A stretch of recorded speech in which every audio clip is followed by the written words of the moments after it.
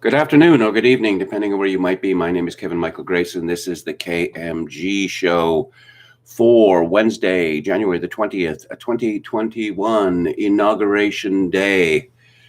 So, farewell then, Donald Trump, as they would say in Private Eye, from their teenage poet, E.J. Thrib. So, end of an era.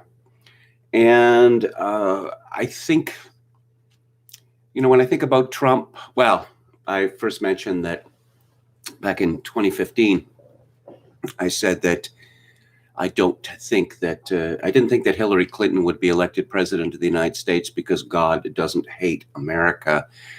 With the election of the Biden-Harris ticket and all that is following, I might have to revise that judgment. People have asked me, why did I care so much about Donald Trump? Well, it's not just because I love the United States, and I thought that he would reverse the decline, but also his slogan of Make America Great Again could be applied to all the other countries in the West. America first. If America put America first and was not initiating color revolutions all around the world, then it seemed to me that it could mean that other countries could put themselves first and not be beholden to a wicked global agenda. Let's see. Trust the plan, we heard from Q. Well, I think this is, we can draw a line under that now because it turns out there was no plan. There never was. But let's, to look at Trump's accomplishments, let's look at what Biden is doing right off the bat. End the Muslim ban, halt the wall. DACA is back. Ah, the dreamers. Don't you just love the dreamers? Mask mandate. Biden is mandating mask wearing and social distancing in all federal buildings on federal lands and by federal employees and contractors.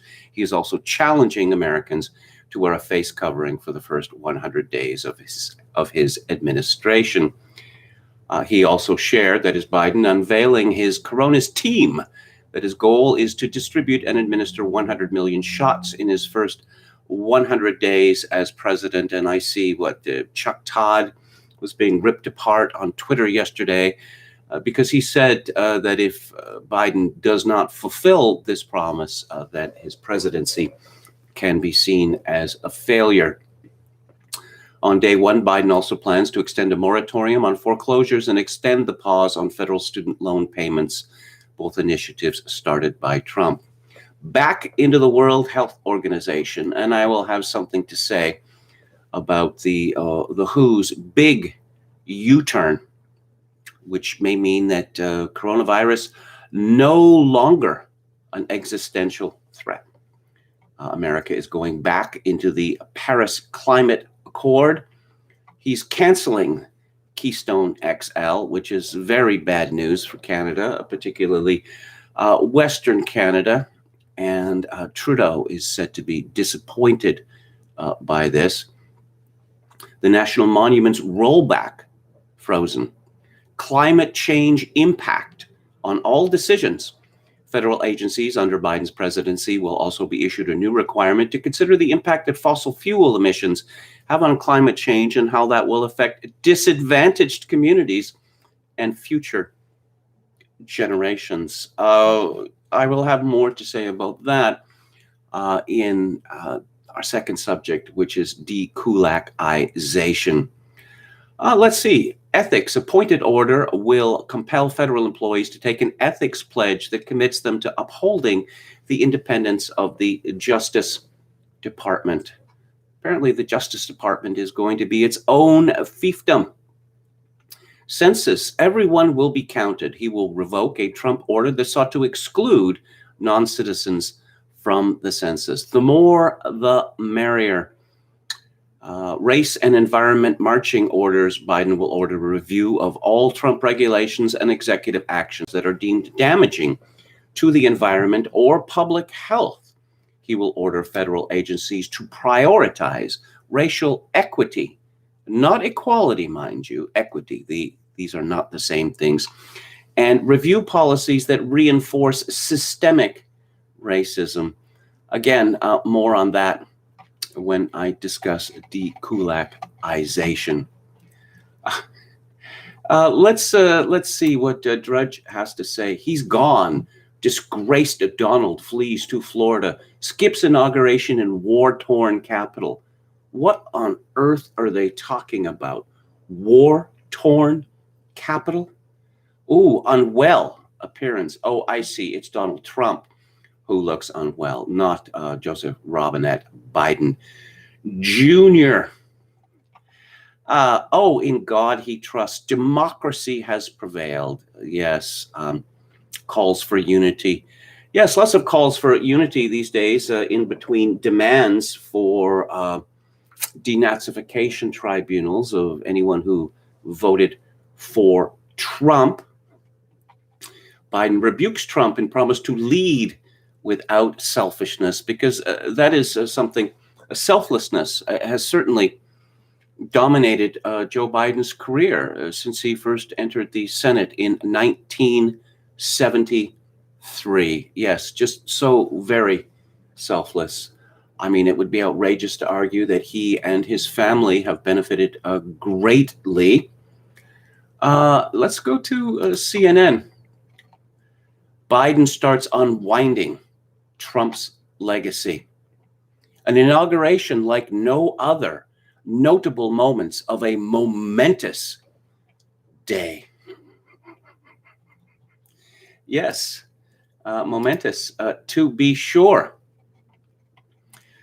Yes, it was an armed camp, in Washington, D.C. Let's see. At the office, Samo Burja tweets, at the office discussing when the barbed wire and barriers will come down and D.C. will be demilitarized. The conclusion is it won't. They tried out democracy and found out they don't like it. Cornelius Rye tweeted, the upper middle class liberals celebrating today were not in any way negatively affected by the past 4 years of Trump. Over the past decades, they have not been displaced by immigration or black violence, haven't had their factory jobs shipped overseas, haven't lost a friend or loved one to opiate overdoses. They were singularly concerned with tone of media coverage. The media gave them 4 years of bad feelings, anxiety, fear, rage. They are celebrating a return of media good feelings and little else. The media will now deliberately reward them for their loyalty by giving them good feelings for the next 4 years, regardless of how things materially change for average Americans. The liberals today are celebrating an end of media-induced bad feelings and a return to media-induced good feelings. Yes, it's all smoke and mirrors. The China Xinhua News, very pleased. Chinese state-affiliated media, according to Twitter, good riddance Donald Trump. Well, the Chinese are happy. Let's see. James Kirkpatrick of VDare tweeted, always thought it was odd that the left loved Hunger Games so much when it was about rural peasants overthrowing an effete ruling class which maintained its power through vacuous media programs and celebrity mouthpieces.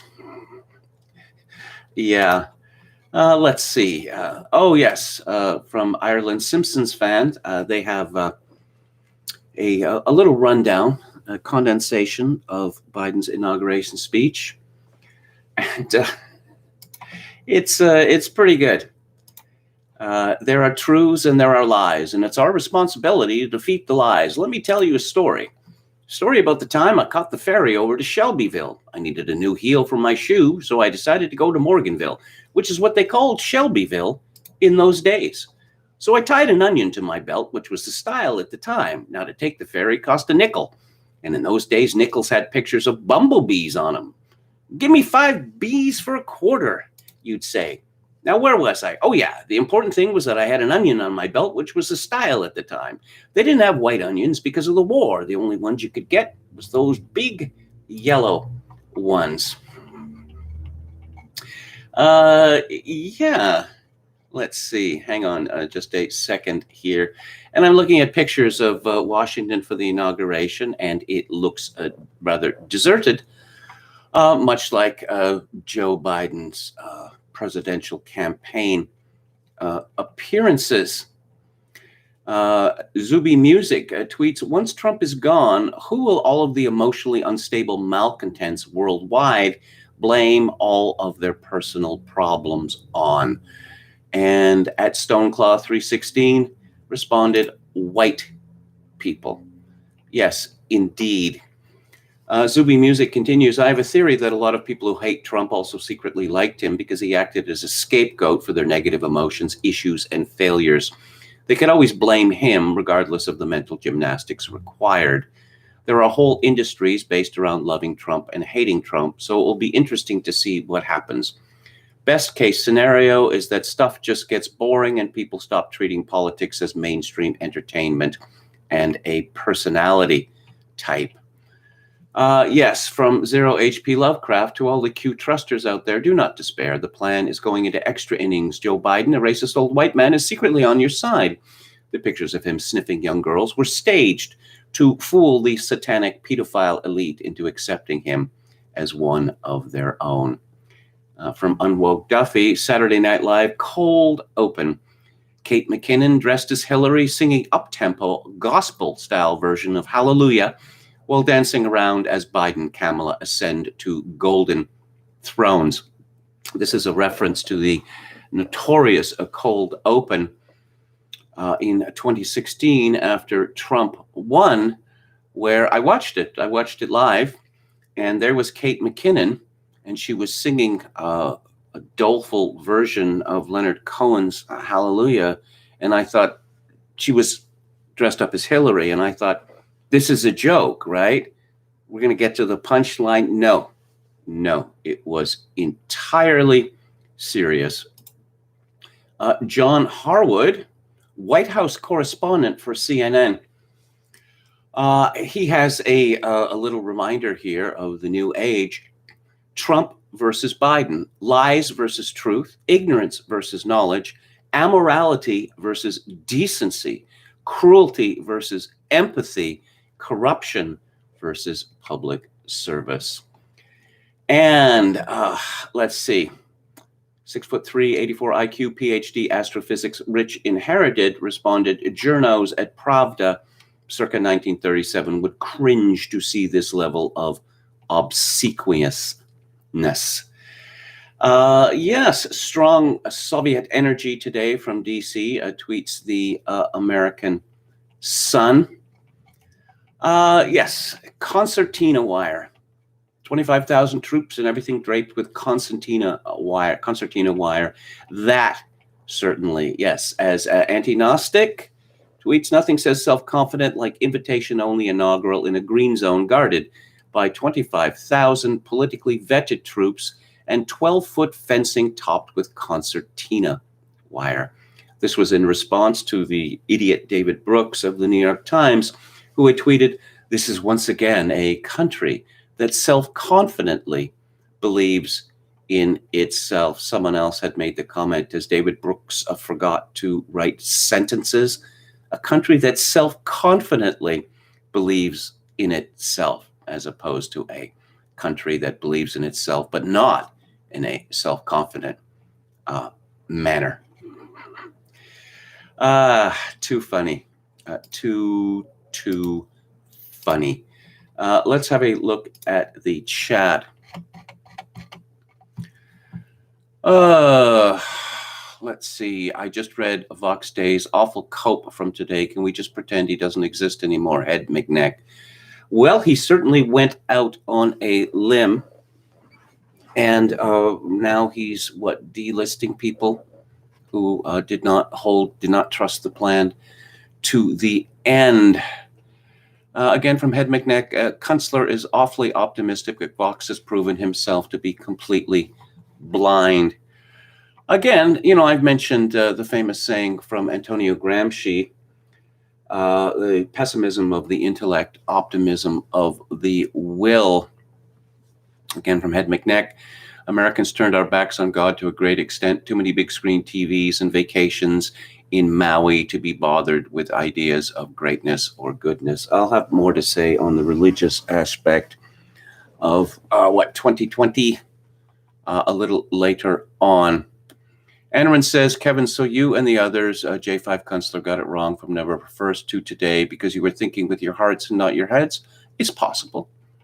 It's possible. There's certain things that I can't say because this YouTube stream will be shut down immediately. But let's put it this way. I suppose it is these days one tends to think of the other side as being malign or being willfully untruthful.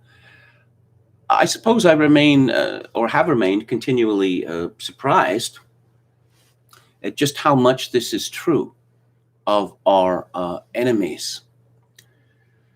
Cecil Henry writes, Vernon Coleman, following the science, I firmly believe that by the end of 2021, more people will know of someone who died of the COVID-19 vaccine than of people who died of COVID-19 itself. We shall see. We shall see. Professor Paul says Antifa attacked the Democratic headquarters in Portland. Well, here's a white pill for you. The intersectionality is unstable. And the more we get of it, the more unstable it becomes. The left is a coalition of people who are all determined to let us know that they are the most hard done by people on earth, the most discriminated against for various intersectional reasons. And essentially, they all hate each other and they all mean to do harm to each other. I'm not going to answer Cecil Henry's question about necessary to pretend because I don't want to be thrown off. Adam says kulaks were a minority, weren't they? Whites in the West are still a majority. Well, we learned of the great concern because apparently only 20% of white males voted for Joe Biden. Now, white females are going to get it in the neck as well. They may not understand that yet, but they will come to understand it. Dr. Paul says kulaks were an arbitrary category, but were about 5% of the Soviet population. Walrus the Libertarian says, how long can the media go on Trump fumes before they turn on Biden? They can't turn on Biden. They can't. It's impossible. Even if his administration was proved to be, a disaster from the beginning, then they would have to explain why they pumped this man up relentlessly, despite the fact that it was obvious that he couldn't run a presidential campaign. And he made the kind of gaffes on a routine basis which would have destroyed any other candidate. Okay, Cecil Henry again. Nephew sent me this message today. Nana and Grandpa have reached the 9th level of indoctrination. I'm convinced they truly believe now that I am a far-right extremist. It truly makes me sad. Is Hunger Games worth watching? Asks Palpcazo88. I have never watched it. That Jennifer Lawrence sure is good looking, though. That's about all I have to say about that. There are more people here than at the inauguration. Good ones. My trail of disgrace. Gamma males don't trust the plan. Well, yeah, as I say. I think we all have to draw a line under that because we were told that Jeff Sessions trusts the plan. We were told Bill Barr trusts the plan. We were told overturning the election results, trust the plan. No, there was no plan. There was never any plan. Head McNack says, not to sound insulting, but Trump was the last opportunity for boomers to see a course correction in their lifetimes. You can forgive them for hoping beyond hope. Plan the trust, says Don from Beyond. Oh, let's see, Chogokin666 was listening to that Marxist Caleb Maupin, and he's getting, brigaded by trans activists.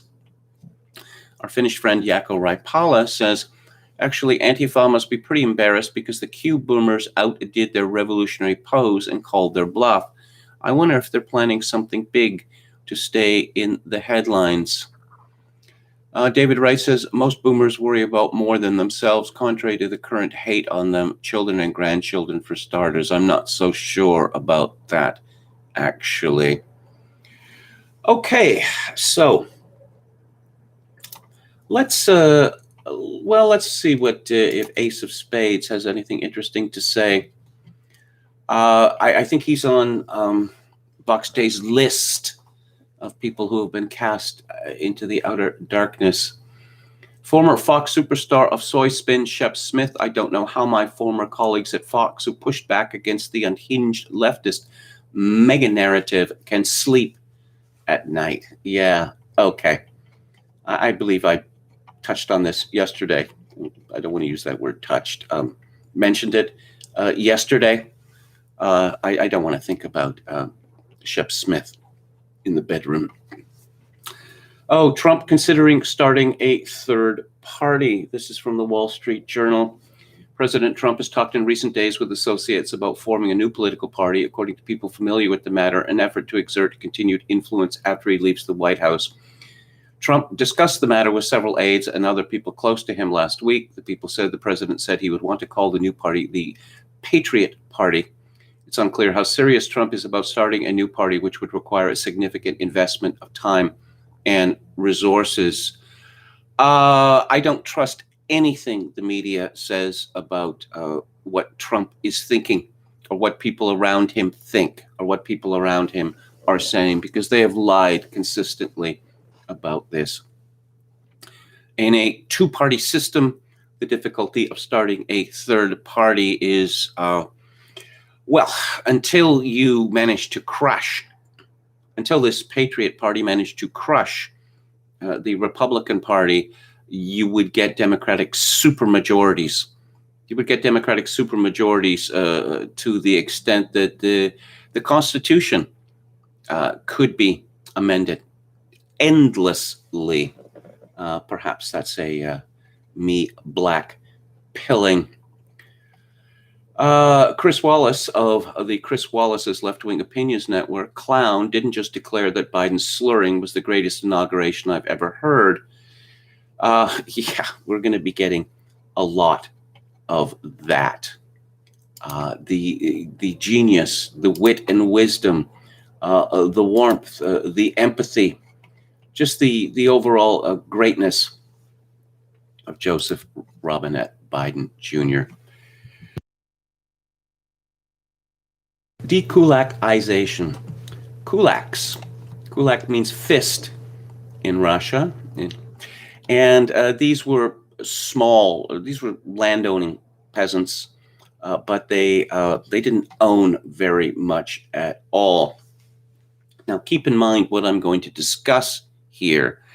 It has to do more with the rise of class-based politics in the United States, more than the horror that happened in the Soviet Union. But I will read from Wiki.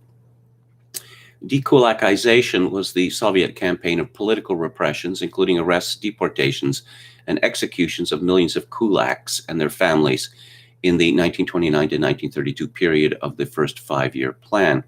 To facilitate the expropriations of farmland, the Soviet government portrayed kulaks as class enemies of the USSR. There's a picture here, a parade under the banners, "We will liquidate the kulaks as a class, and all to the struggle against the wreckers of agriculture." You see, when things went wrong in the Soviet Union with collectivization, the various five-year plans, of course, it had nothing to do with foolish decisions. It had to do with the continued existence of the kulaks as a class, and they as wreckers and other wreckers and saboteurs. This is the position that we are in now in the United States and largely in the West. And if you don't believe me, just go back and read what was said after the riot of January 6th. That Nancy Pelosi said these people value their whiteness more than democracy. Well, as far as whiteness goes, it seems to have worked a lot better for Nancy Pelosi with her 200 million plus fortune than it did for the people in Washington in January the 6th, or the vast majority of the 75 million Trump voters. In February 1928, Pravda, for the first time, published materials that claimed to expose the kulaks. They described widespread domination by the rich peasantry in the countryside and invasion by kulaks of Communist Party cells. Expropriation of grain stocks from kulaks and middle-class peasants was called a temporary emergency measure. Later, temporary emergency measures turned into a policy of eliminating the kulaks as a class. The party's appeal to the policy of eliminating the kulaks as a class had been formulated by Stalin. Quote, in order to oust the kulaks as a class, the resistance of this class must be smashed in open battle, and it must be deprived of the productive sources of its existence and development: free use of land, instruments of production, land renting, right to hire labor, etc.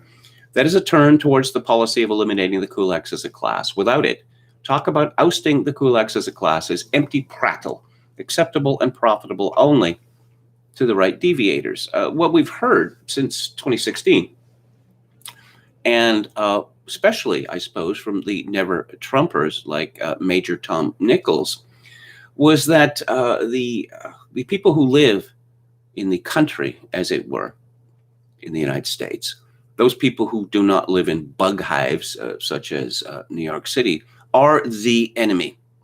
These are stupid, evil people who must be sorted out. That they are, in fact, parasites. This is the argument made by Tom Nichols and others associated with National Review, that you might think the people who grow America's food, say, are productive people, but no, they are parasites, and they are actually stealing what properly belongs to minorities. And this has become a mainstream view. How mainstream? Well, here's a story from Ovetta Wiggins. This is a rather severe violation of my two-name rule. If your last name is Wiggins, which is the kind of name that people are likely to snigger at, do not, if you're a parent, give your child the Christian name Ovetta. And the story is from the Washington Post. Maryland House Speaker Adrian Jones, Democrat of Baltimore County, says it's time to dismantle the racist policies that by design have created a country where the net worth of a typical white family is 10 times higher than that of a black family. The gap, she said, is just as wide in Maryland, one of the wealthiest states in the country. Jones, the first black person to serve as a presiding officer in Maryland, this week plans to unveil what she is calling a black agenda, one designed to attack systemic racial inequalities in housing, health, banking, government, and private corporations. In an interview last week, she said she hopes the package of bills and actions will move Maryland toward a fairer, more just system. Leaders of the Maryland Senate are also proposing a slew of recommendations aimed at racial equity, again, not equality, but equity, focusing on environmental justice, easing health disparities, and bridging wealth and economic gaps. For Jones, the creation of a black agenda is the latest example of her trying to exert her power on issues dealing with race. Since assuming her role in 2019, Jones has pushed to settle a lawsuit between the state and its historically black colleges and universities over inequitable funding, and publicly called for the repeal of Maryland's powerful law enforcement officers' Bill of Rights, which offers protections to police accused of wrongdoing and critics say has hindered public scrutiny of police investigations. Let's put it this way, Jones said.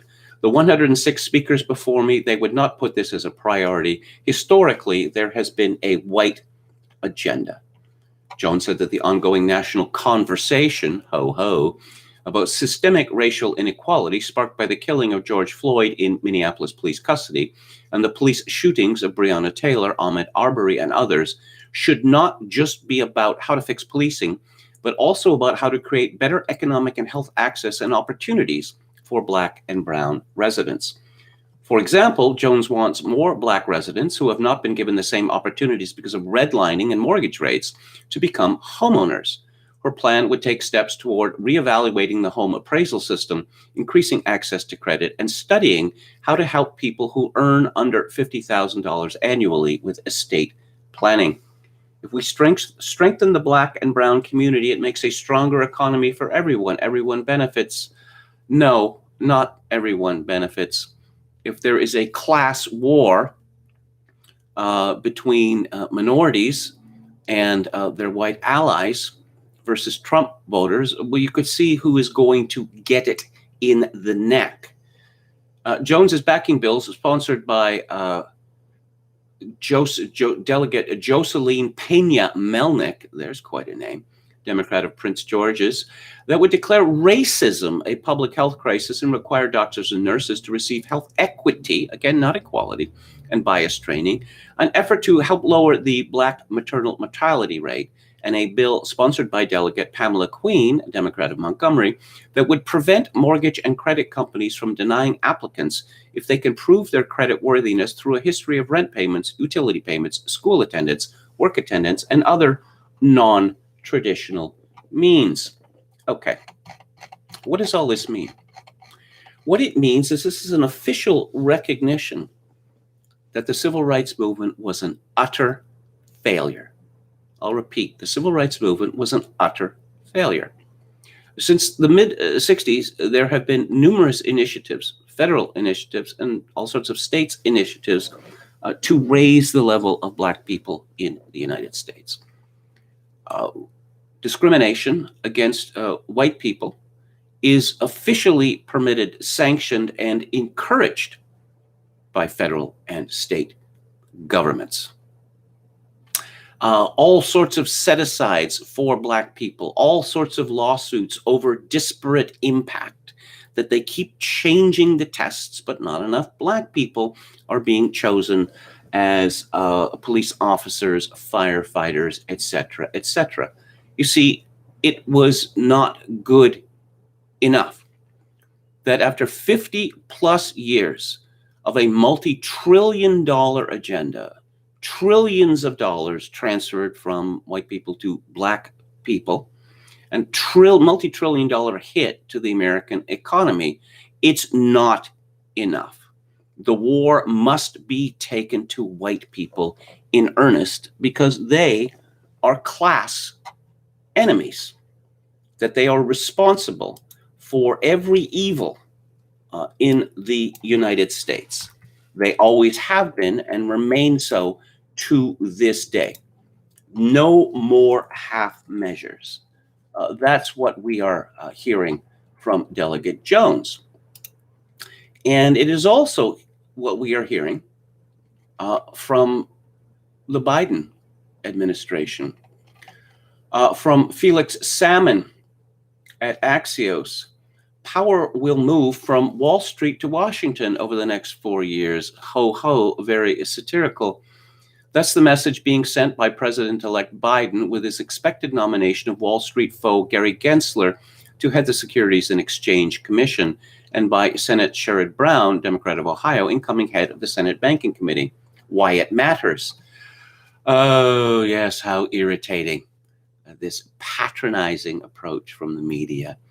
Biden is charting an economic policy that's visibly to the left of Bill Clinton and Barack Obama. Yes, getting Janet Yellen in there after the many millions of dollars she took from financial institutions for her doubtless spellbinding speeches, installing her as Treasury Secretary. There's a message to Wall Street. Biden is being pulled to the left on economic policy, not only by the Democratic Party, but also by economic orthodoxy. Led by incoming Treasury Secretary Janet Yellen, the economic policy team has signaled that it will be the first administration ever to construct economic policy around issues like race, gender equality, don't they mean gender equity, and climate change, rather than around traditional indicators like gross domestic product or deficit ratios. Oh, so if the GDP goes south and deficits explode, that's not nearly as important as race, gender equality, and climate change. In other words, the Biden administration has delivered to the United States Canada, because race, gender equality, and climate change as the lenses through which all policies must examine. This is the Justin Trudeau legacy. Again, if things fail, if things go south in the United States under a Biden administration, we know whom to blame. White people, specifically those who voted for Donald Trump. Let's see, where's a country where this type of thing has been implemented? Well, one would be South Africa, where they have something called Black Economic Empowerment. I'm reading from a source which I won't identify. It's a simple scorecard-based system that determines if a company is to be considered BEE or not on a sliding scale with licenses attached. If your BEE score is under a certain threshold, you cannot tender or supply services or products to the government.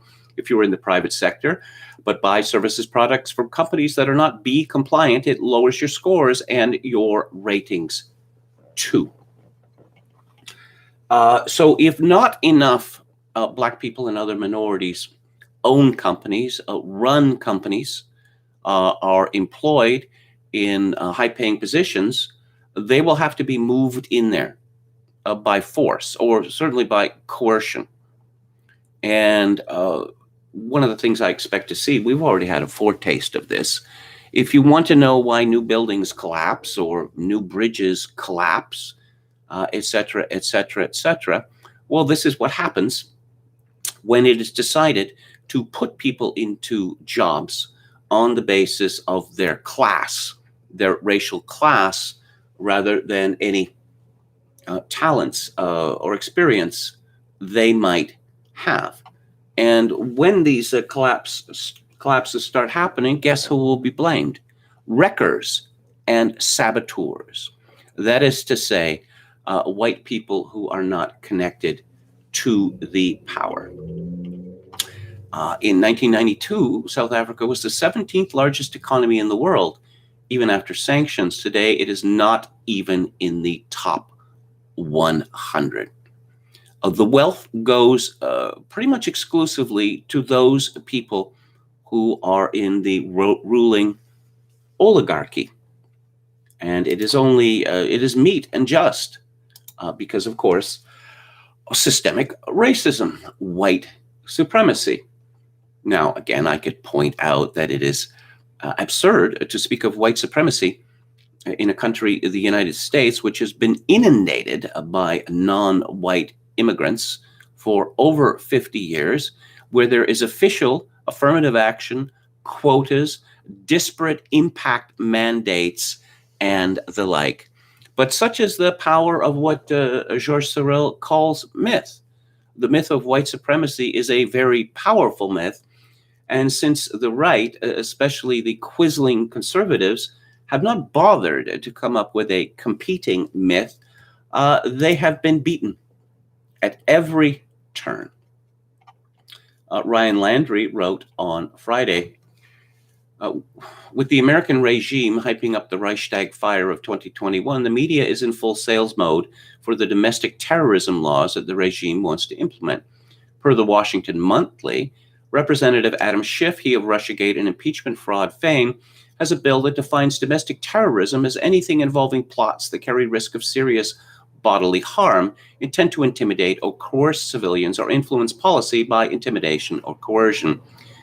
This not only criminalizes dissent, it criminalizes complaining. Define plot, define risk, define intent, define intimidation. intimidate. And I think we know what intimidate means. And we've seen this on Twitter. Certainly I've seen it on Twitter. You've probably seen it on Twitter, going back to when I joined Twitter in 2015. When some feminist makes some sort of snarky comment about how awful men are, and when she is responded to in kind, she starts screaming about intimidation because she is speaking the truth. And of course, those who disagree with her are speaking lies. For years now, we have heard, Landry continues, that words are violent, silence is violence, and the Buffalo Man intimidated hundreds of sitting congressmen. Every single meeting of any group comes with the risk of injury due to the broken down circus that we call America. Intent means nothing.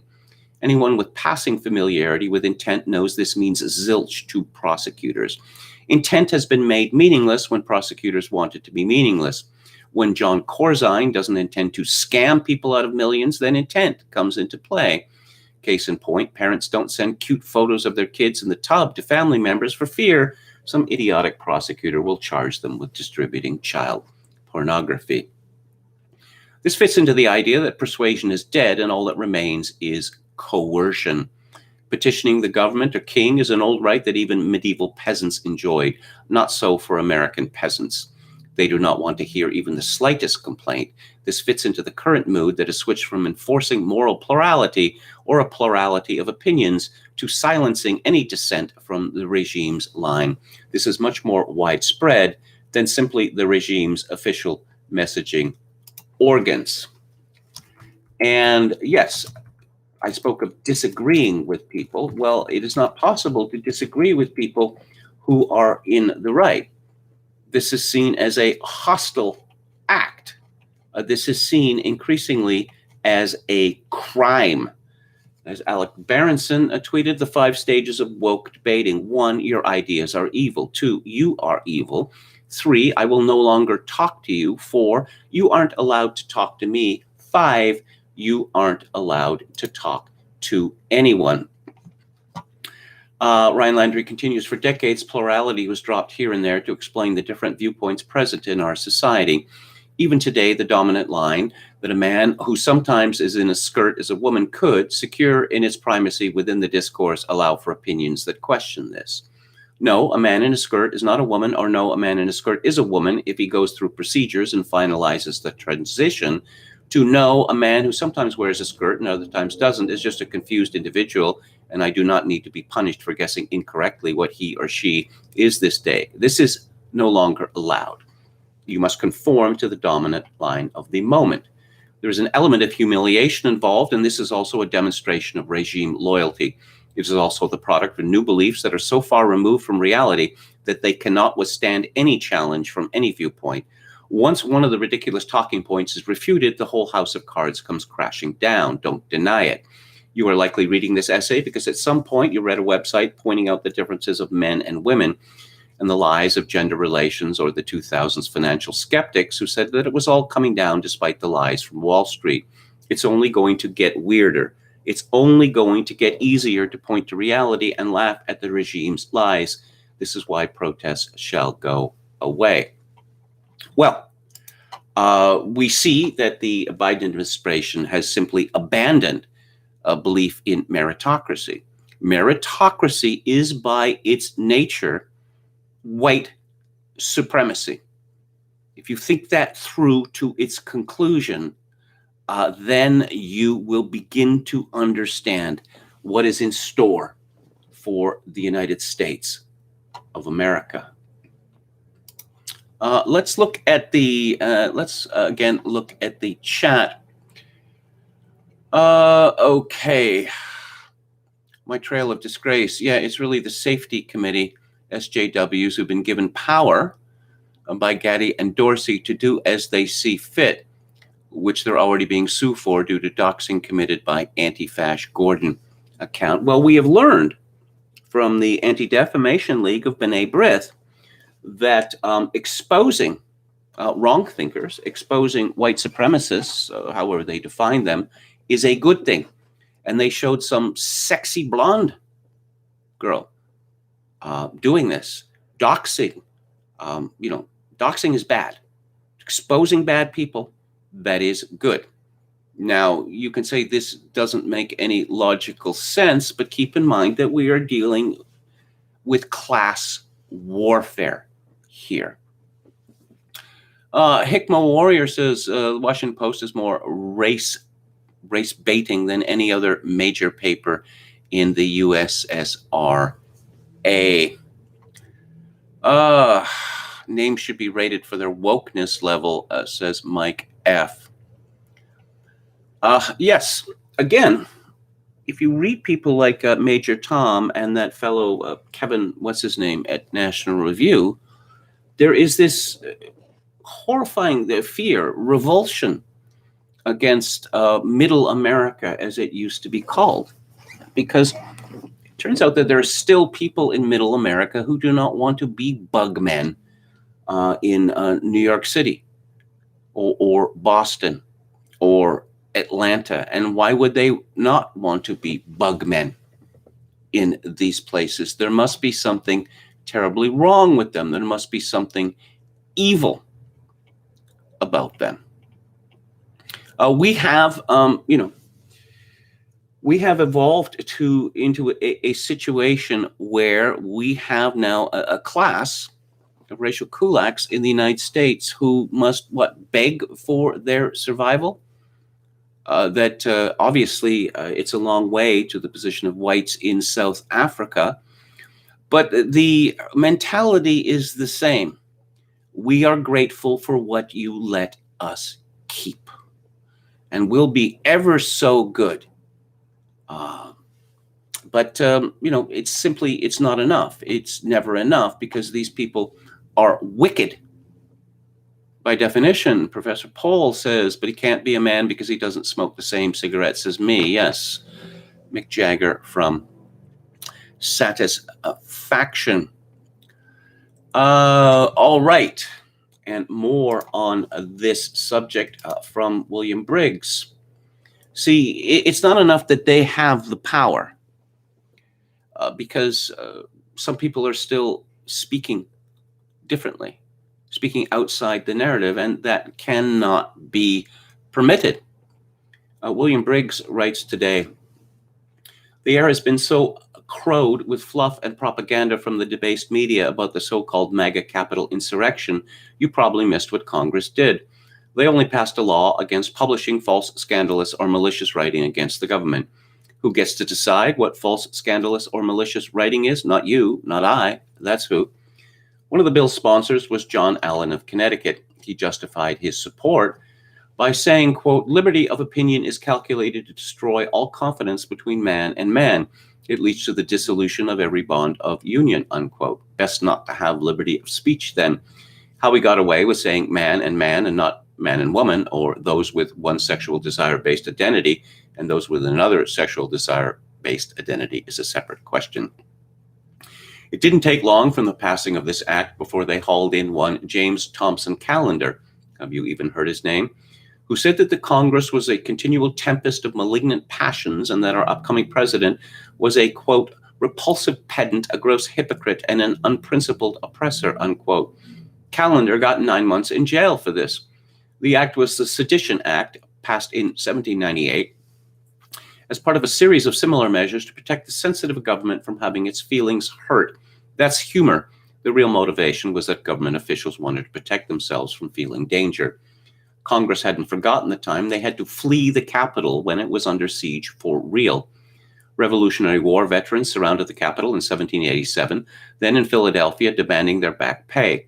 Soldiers jammed their muskets through the windows and said, pay us or else. Congress ran away and negotiated from afar, Princeton. Instead of money, Congress gave the soldiers IOUs. As sometimes the government came to its senses and the act was allowed to expire in 1801.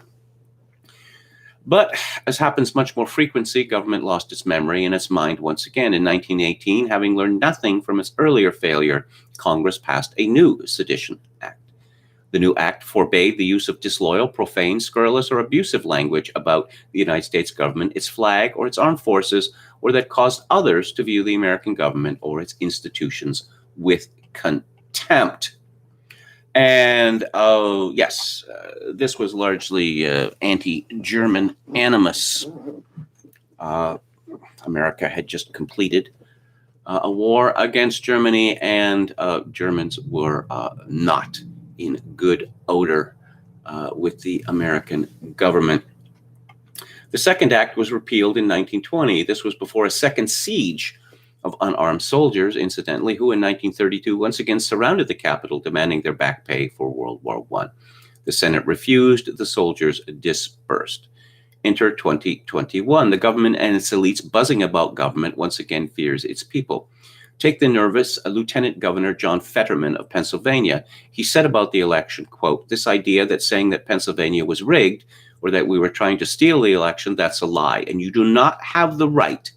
That is not protected speech," unquote. Nancy Pelosi, true to form, coming down on the wrong side of every question, wants members of Congress who she deemed accomplices to the Capitol protest hunted down and prosecuted.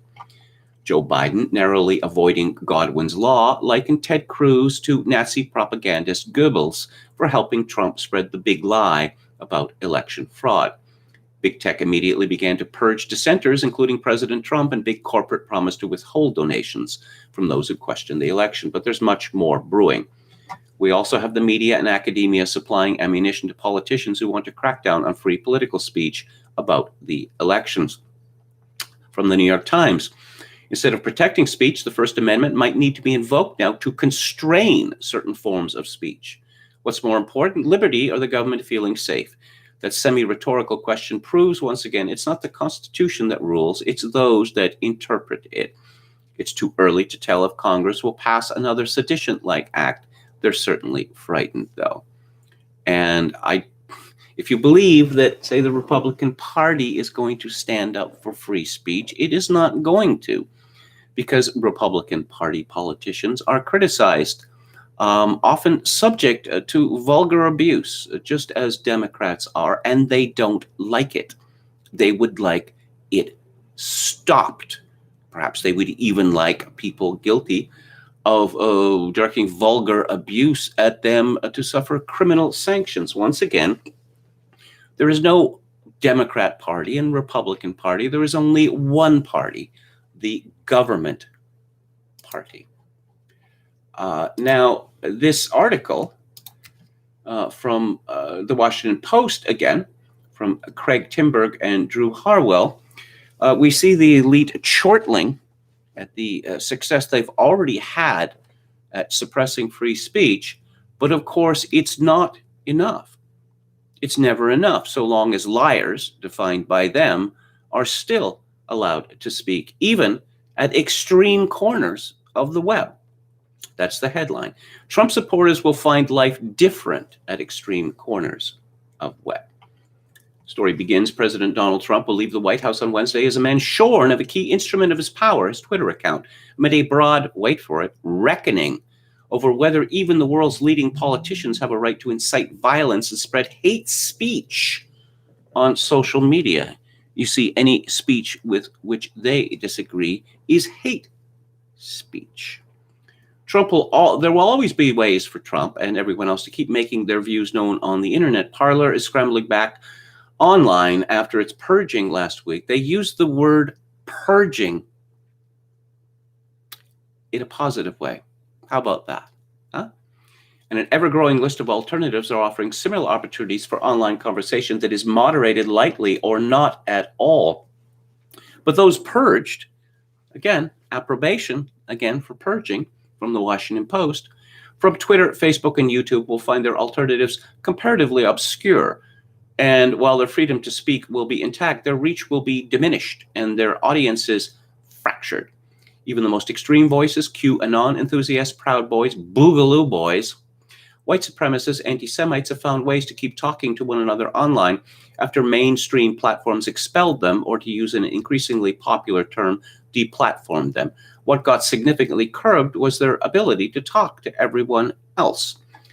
Quote, I'm hearing some conversations that seem to suggest that deplatforming is cure-all for radicalization, and that is not at all what the evidence suggests, said Amarnath Amarasingam, an extremism researcher at Queen's University, Ontario. Yes, if you want to know how to crush free speech and to have just one voice, you go to Canada. You go to an expert from Canada. He continued, what deplatforming does is disrupt networks, makes it harder for individuals to find each other, shatters the trust that existed between them, and takes the megaphone away, unquote. These forces will help shape Trump's post-White House future and that of a riven, traumatized nation whose new leader, President-elect Joe Biden, and now president, has vowed to heal it. There has been a 73% drop in misinformation related to false claims about election fraud, analytics firm Zignal Labs reported over the weekend, suggesting that concerted action by mainstream platforms can be effective at slowing the spread of falsehoods. Twitter erased more than 70,000 accounts affiliated with QAnon, a set of false claims that have coalesced into an extremist ideology that has radicalized its followers after the Capitol breach. Yes. Similarly, if one were to begin hacking people's hands off, one would see a tremendous decline in pickpocketing. So if you're going to shut down, if you're going to deplatform, purge everyone accused of misinformation, whatever that might mean, obviously you're going to get a lot less of said misinformation. Are you not? Okay, let's go back to the chat. Okay, Ted Cruz is a Lady Gaga respecter. Who knew? Says Buddy. That is true, and it's deranged. Oh, this is a reference to my trail of disgrace up there. Antifa accounts like Anti-Fash Gordon or anti-racists like Jared Holt are overwhelmingly rich kids who destroy lives of working and lower middle-class people. Oh, yes, but they deserve it because they come from a class which must be eliminated. This is the world that we live in now. Colin Colenso says you can now focus on getting his streaming service up and running. Beta coming in about the days he claimed. Okay, I don't know what that's referring to. A teachable moment. Oh, Reckoning. Yes, Reckoning has replaced a teachable moment. The bonus march has been largely omitted from the history books. No, I don't know. I've read several biographies of Douglas MacArthur, and it's certainly prominent in the biographies of him. Misinformation is a gendered term, and I reject it, says Chogokin 666. Tricky Who says religion won't even get one out of their deadly vaccine requirements anymore. I'm going to speak a little bit about religion in the COVID age. Too long, didn't listen. They've thrown in the towel. Colin Colenso says, a patriot is the new white nationalist slur. Well, it is. That's not an exaggeration. Once again, when Twitter purged the official White House Twitter account at POTUS, one of the reasons they gave was Trump had used the phrase American patriots, which they concluded was an incitement to violence. Sticks and stones may break my bones, but words can never harm me. Did anyone actually ever believe that? Seems hard to reckon now. I was talking about MP Derek Sloan, and he has now been ejected from the Conservative Party of Canada caucus for destructive behavior. This is from, again, Stephanie Levitz of the Canadian Press. A controversial MP, Derek Sloan, was kicked out of the Conservative caucus Wednesday, a move party leader Erin O'Toole said was due to a pattern of destructive behavior that had become a distraction. O'Toole's acknowledgement that Sloan's dismissal was not solely over a donation he'd taken from a white nationalist came after hours of heated debate within caucus that saw MPs castigate both Sloan for his record and O'Toole for how he'd handled the issue. Sloan said he will now sit as an independent and will continue to fight for conservatives' voices. No matter how ugly, how undemocratic the events of the last 2 days have been, always remember that the Conservative Party of Canada is not the personal property of Erin O'Toole, nor is it the personal property of the cabal that surrounds him, Sloan wrote.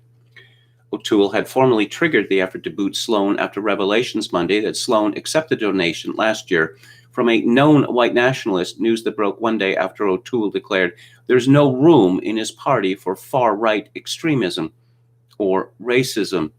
And what constitutes far-right extremism or racism in Canada? Anyone who is at least 1 millimeter to the right of Erin O'Toole. Sloan claimed he was not aware of the donation previously, and as soon as he learned of it, asked the party to return the money. But Sloan's extreme socially conservative views had been a thorn in the party's side, and there had been mounting pressure on O'Toole to kick him out. Mounting pressure from whom? From the media? From Justin Trudeau, who directly benefits from this turmoil within the Conservative Party? During his 15 months as an MP, Sloan has faced accusations he's racist, drawn condemnation for his views on alphabet people rights, and for his anti-abortion stance, all leading to periodic calls he be tossed from the party's benches. Quote, I've worked well with many social conservatives in our party over the years. They are welcome in our party, but Derek Sloan's behavior is not, unquote, wrote former Conservative Cabinet Minister John Baird on social media this week. If you know anything about John Baird, for him to talk about social conservatism is too funny.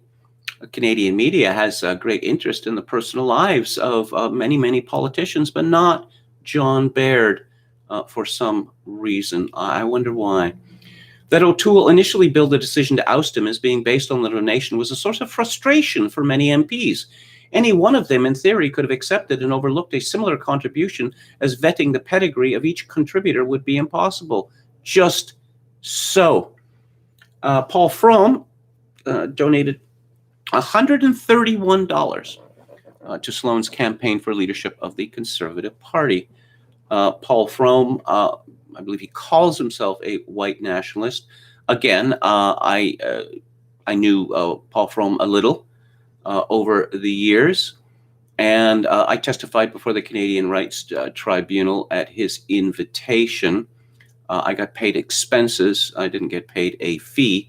Just a reminder, the Canadian Human Rights Tribunal ruled in the year 2000 that I was neither an anti-Semite nor a bigot, because the lawyer for B'nai B'rith had attempted to disqualify me on that basis. If Paul Fromm giving $131 to anyone is a cause for someone's life being ruined, this raises a lot of interesting questions. This seems to be a pretty economical way of wrecking people's lives. Of course, it also suggests something darker. I don't want to go down a conspiracy rabbit hole, but pretty much all of the people associated with what is called white nationalism in Canada, and that is not me, because I've always disavowed white nationalism, because for a start, I have no idea what it could possibly mean.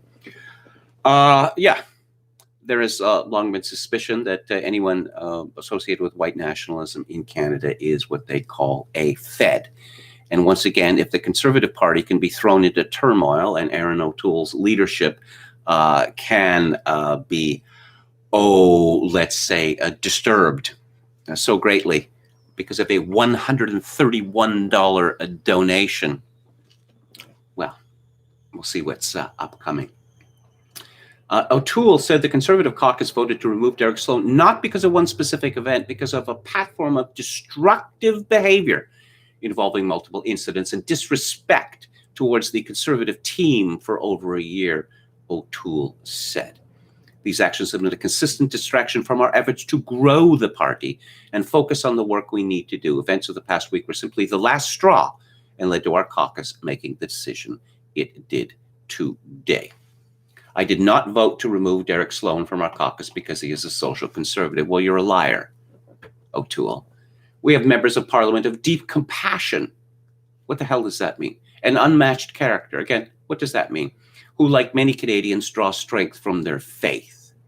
Oh, so long as they keep their mouths shut about it. For instance, if they object to the legalization of prostitution or the ongoing attempts to have ever more Canadians murdered by physicians. They call it euthanasia. That is unacceptable in the Conservative Party now. Now, of course, embarrassing for the party is that Paul Fromm, turns out, was a member of the party, and Paul Fromm has his membership in the Canadian Alliance had been quashed. This was 20 years ago or more. So who made that mistake? But again, social conservatives, certainly in my country, are the stupidest people on earth. Spencer Fernando has a piece about this on his blog. He says the vote comes after Conservative leader Erin O'Toole rapidly switched from promoting himself as Sloan's top defender to the one trying to throw Sloan out of the party in an obvious set-up job. Yeah, and of course, here's the switcheroo that takes place. That a candidate for the leadership of a Conservative party in Canada claims that he is ever so sympathetic to social conservatives. When he wins, the social conservatives are told to shut the hell up or you'll know the reason why.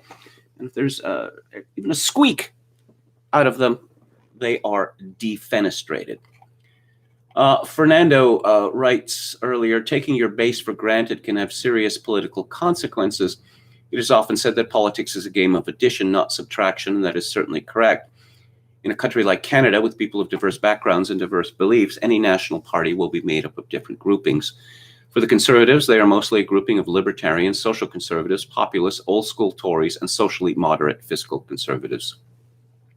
With the party stuck around 30% and needing to hit at least 35% to have a chance at a minority government, the party needs to add to their current supporters without losing any. And yet, in their recent messaging and the move to throw Derek Sloan under the bus on a flimsy pretext, the party appears to believe that they have all their votes completely locked in. It seems the thinking is that they can get that extra 5% by being seen as purging Sloan and moving away from social conservatives. However, that assumes two things. One, that there are a bunch of Canadians currently supporting Trudeau who are just about to bolt for the Conservatives. Two, social conservatives must vote for the CPC. Of course, there is no guarantee those things are true. Having spent time in the Conservative Party, I've seen that social conservatives tend to have a disproportionately large impact in terms of fundraising and volunteering. That's because they are stupid. They are a key part of the functioning of the party. If the party loses them or even a portion, their fundraising and electoral machinery could be weakened. I hope it is destroyed. The Conservative Party of Canada has no usefulness except as token opposition to the Liberals. Again, they harbor this fantasy that they are somehow going to get a leader who is going to work to have abortion restriction in Canada, and that is not on the cards. If social conservatives in my country wanted to make a difference, they would campaign for an immigration moratorium for several reasons. Our economy has been wrecked by COVID-19, by the COVID-19 panic and hysteria, as it had previously been wrecked by the crash in oil prices. But we are going to be bringing in more than 1.2 million new permanent residents over the next 3 years. Are there jobs for these people? Oh, no, they're not, unless Trudeau government takes up a policy of pushing white people out of jobs and replacing them with these newcomers. The majority of the newcomers to my country routinely kill their unborn babies for the crime of being female. So an immigration moratorium would mean many fewer abortions in Canada, but the social conservatives are too stupid to understand this. They it's as if they've learned nothing from everything that's happened in Canada since the 1960s. But just for some schadenfreude here is a message from Aaron O'Toole when he was running for the leadership of the Conservative Party. Immediately following the 2019 election, Peter MacKay, who was O'Toole's rival for the Conservative leadership, had no doubt about why we lost. It was, he suggested, because of people like Derek Sloan. He said that social conservatives were a stinking albatross that hung around our necks. He said that pro-life voters had to park their issues. Peter MacKay's animosity toward traditional value conservatives didn't stop there. The media reported about a secret meeting in April of Ontario Conservative MPs where MacKay supporters tried to throw Derek Sloan out of caucus. So here is yet another example of the duplicitous conservatives saying, oh, yes, social conservatives, we want your votes. We want your money. We want your enthusiasm. We want your time, but just understand the rules. You can be socially conservative as much as you want, so long as you keep your mouth shut. Again, what can one say about a group of people who are incapable of learning anything? And guess what, Aaron O'Toole? It's never enough. You're groveling now. You're going to have to do a lot more groveling. As I suggested on Twitter, one of the things that he could do, well, here's the message I sent Aaron O'Toole. Congratulations on ejecting Derek Sloan from the Conservative caucus. This does not go far enough, however. You must see to it that only those MPs certified anti-racist by Shri Pradkar of the Toronto Star may sit in your caucus. That would be true conservatism, sir. And Shri Pradkar said, Aaron O'Toole's dumping of Derek Sloan over $131 donation sidesteps an existential reckoning the Conservative Party really needs. That is to say, it needs to be exactly like the Liberal Party and the NDP Party, or else it will be shaken down for being racist, sexist, homophobic, transphobic, etc., etc. Shri Pradkar explains, Canada's shared history with the U.S., our revulsion in this moment of American histrionics, and the serious fracturing that faces our country demand much more from the Conservative Party than cosmetic gestures of distancing themselves from Donald Trump-inspired white supremacy, the very one they have courted from time to time. That Sloan shouldn't be given a political platform is a sound decision. It should have been amply clear when he signed an anti-COVID vaccine petition, when he questioned Theresa Tam's loyalty to Canada, relying on the ever-present racist trope of non-whites as outsiders, when he voted against a bill that would ban so-called conversion therapy, the discredited practice of trying to change one's sexual orientation. To give you an idea how this works out in practice in Canada now, if, say, the parents of a 12-year-old girl who decided she was actually a boy and was demanding puberty blockers and then male hormones and then surgery to remove her breasts, these parents cannot take their 12-year-old to someone, a doctor, perhaps a psychologist, who would attempt to reason with them about this. That is now against the law, or soon will be. Every so often in the past 4 erratic years, Pradkar writes, as a dysfunctional White House regularly invoked racist language and enacted racist policies, there arose circumstances so extraordinarily outrageous that they prompted political parties to distance themselves from the Trump band of politicking. And yes, the Canadian values tests for immigrants in 2016, a woman called Kelly Leach, a pediatrician, she had proposed this. This is no more than a liberal policy. This values test defined Canada as a liberal country, where things like female genital mutilation and honor killing, honor rape, that sort of thing were a non-starter here. But this is outrageous. It is racist. It is racist to insist there are certain standards that must be maintained in this country. And we get the, by now, obligatory lie that Trump supported an openly white supremacist Unite the Right rally in Charlottesville, Virginia. Oh, even Rebel News was forced to distance itself from that particular brand of hate on display after neo-Nazis marched with tiki torches, chanting their anti-Semitic slogans. Oh, yet not 2 years later, in February 2019, we had our own United We Roll rally with a convoy of trucks rolling from Alberta to Ottawa. Its ostensible purpose was to unite Canadians who supported pipelines, but the convoy displayed signs typically seen on far-right forums denouncing open borders, protesting the globalists in Canada, a vague catch-all alt-right term linked to conspiracy theories, and accusing the Prime Minister of treason. Oh, globalism. I guess the same thing happened with globalism as happened with neoconservatism. That neoconservatism, both globalism and neoconservatives, these were approbations. Yes, there's something called globalism. Globalism is a good thing. Globalism raises the whole world.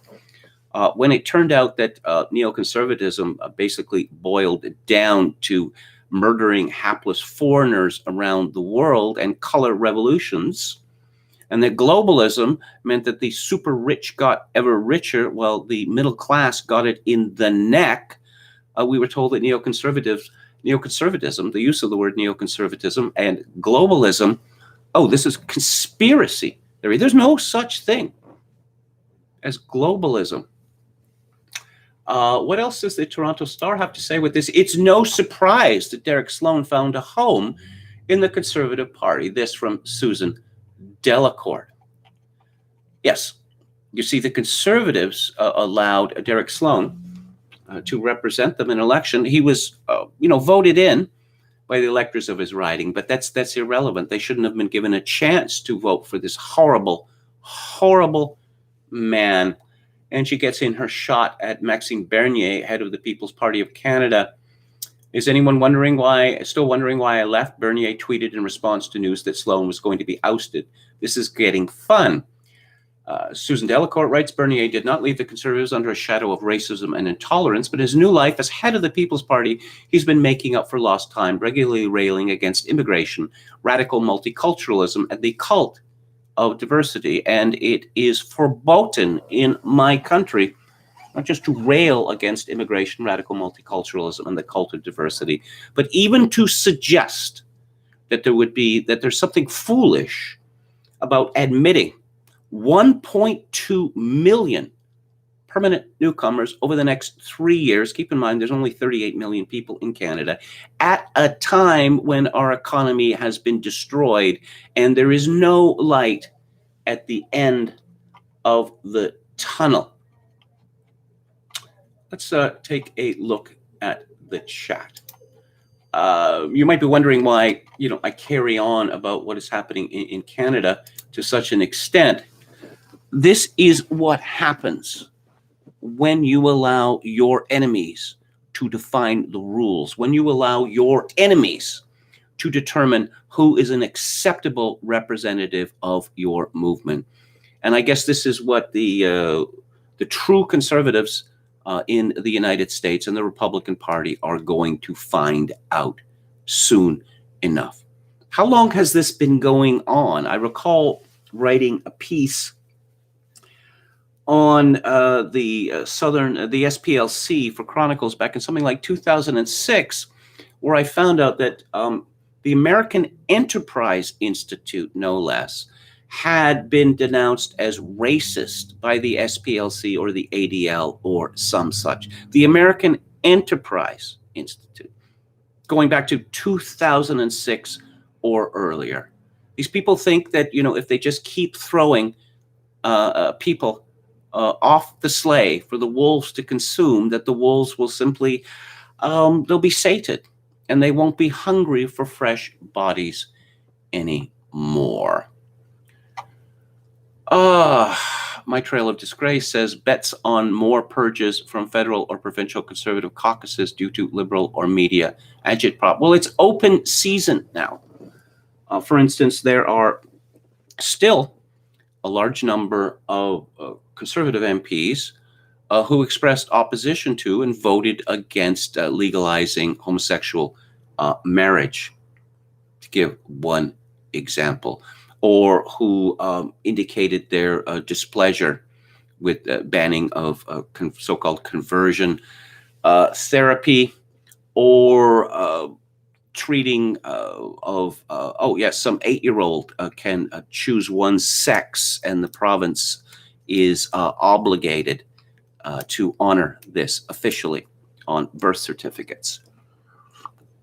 That was the position of the so conservative Wild Rose Party of Alberta. Metal Mike says middle class gutted up the yin yang with a firecracker. And again, we can't see gun smoke on your TV. Well, again, as I say, this had to be sacrificed because I had to buy a box. It's a little too high, actually, so that I'm not staring down at my monitor.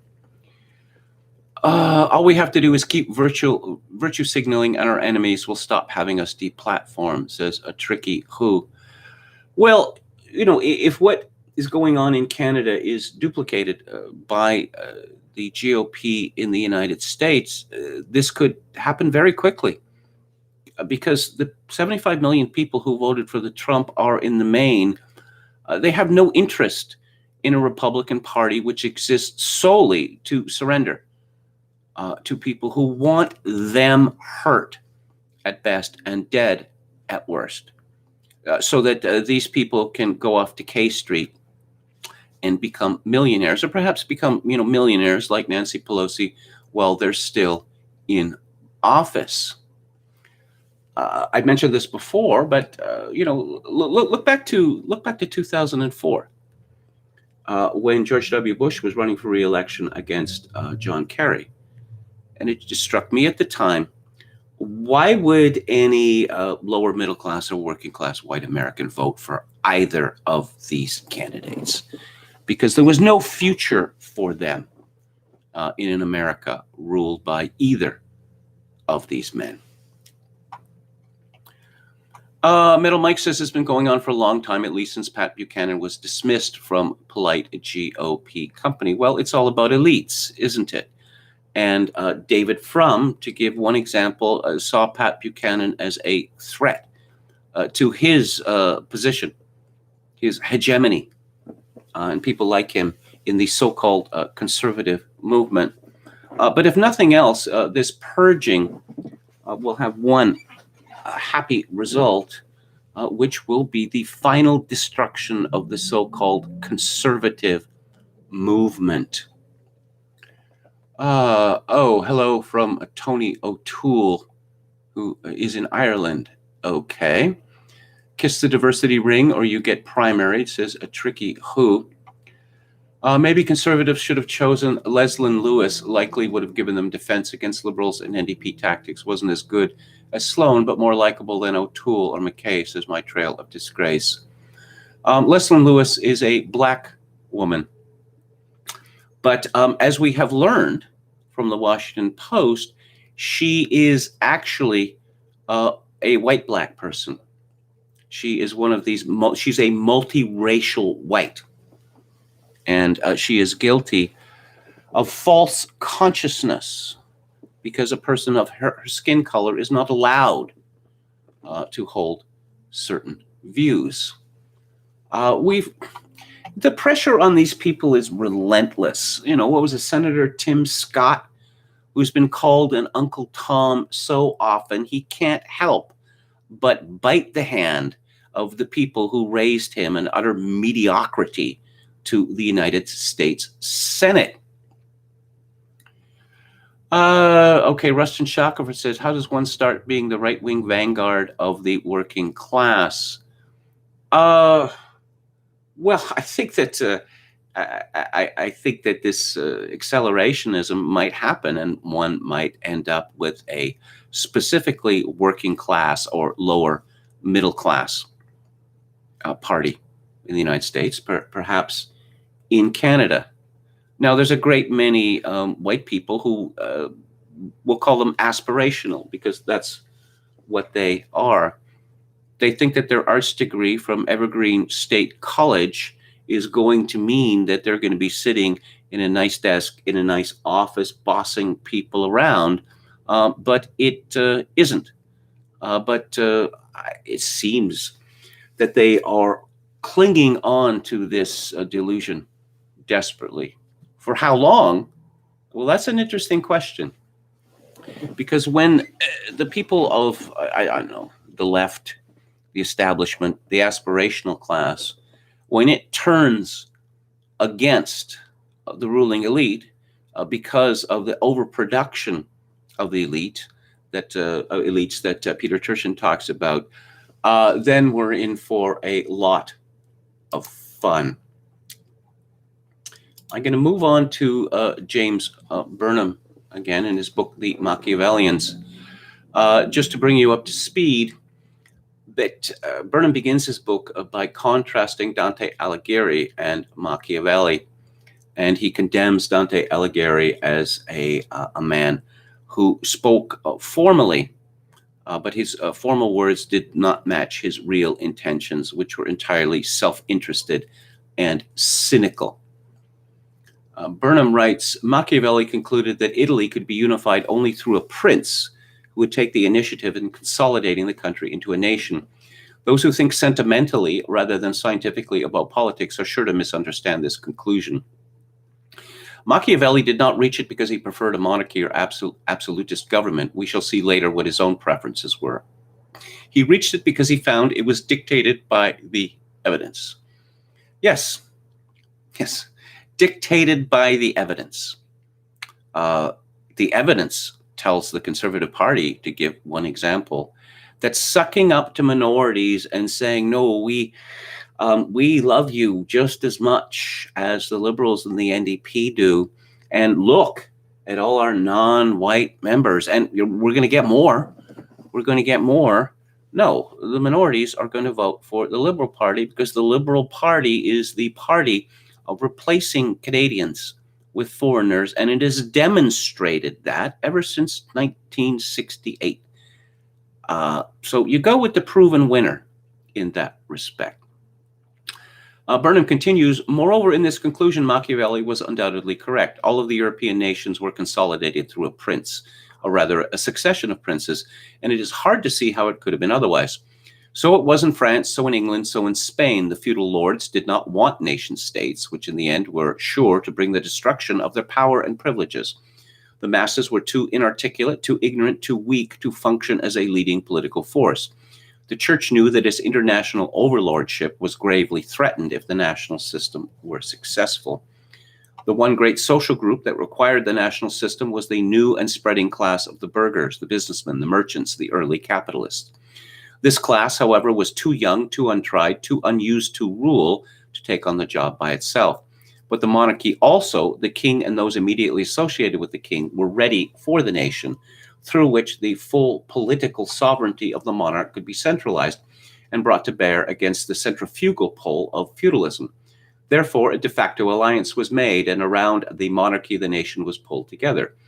It was Machiavelli's own contemporary, Sir Thomas More, most successful lawyer in London, leading spokesman for the London merchants, who was the first commoner to become Chancellor of England.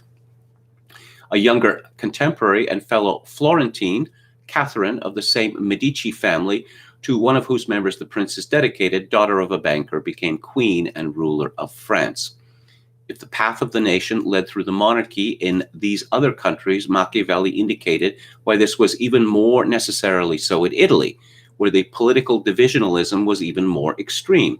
Only a prince could rally around him the force and enthusiasm needed to smash and refuse the disparate units. In such a way only could Italy become a nation.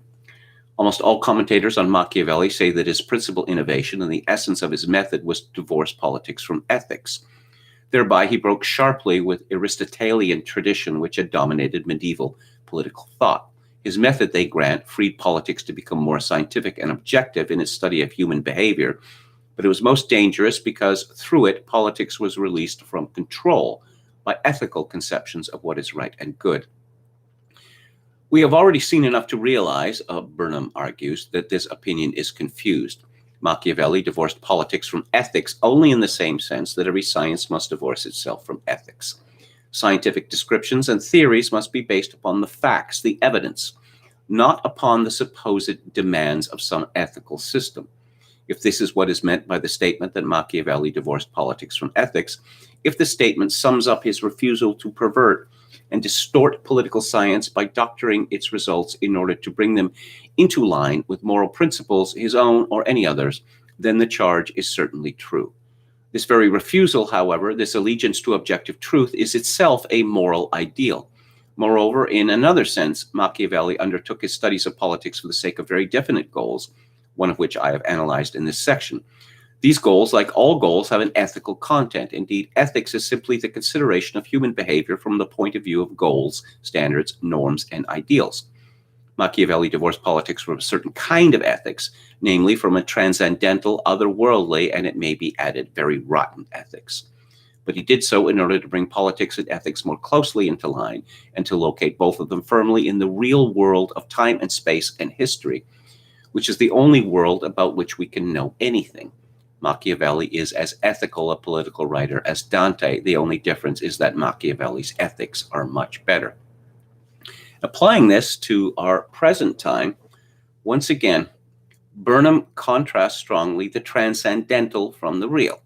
And when we see the enthusiasms of politicians on the left and on the right for racial justice, sexual justice, gender justice, climate justice, we see that these are not real world concerns. They are transcendental concerns. And it has been noted oftentimes that all of these cults, they have, the quest for racial justice, sexual justice, etc., that they have taken on the aura, the language, the practice of a religion, which is proof that it is not of the real world of time and space, as Burnham would say. And, choosing one's praxis from evidence.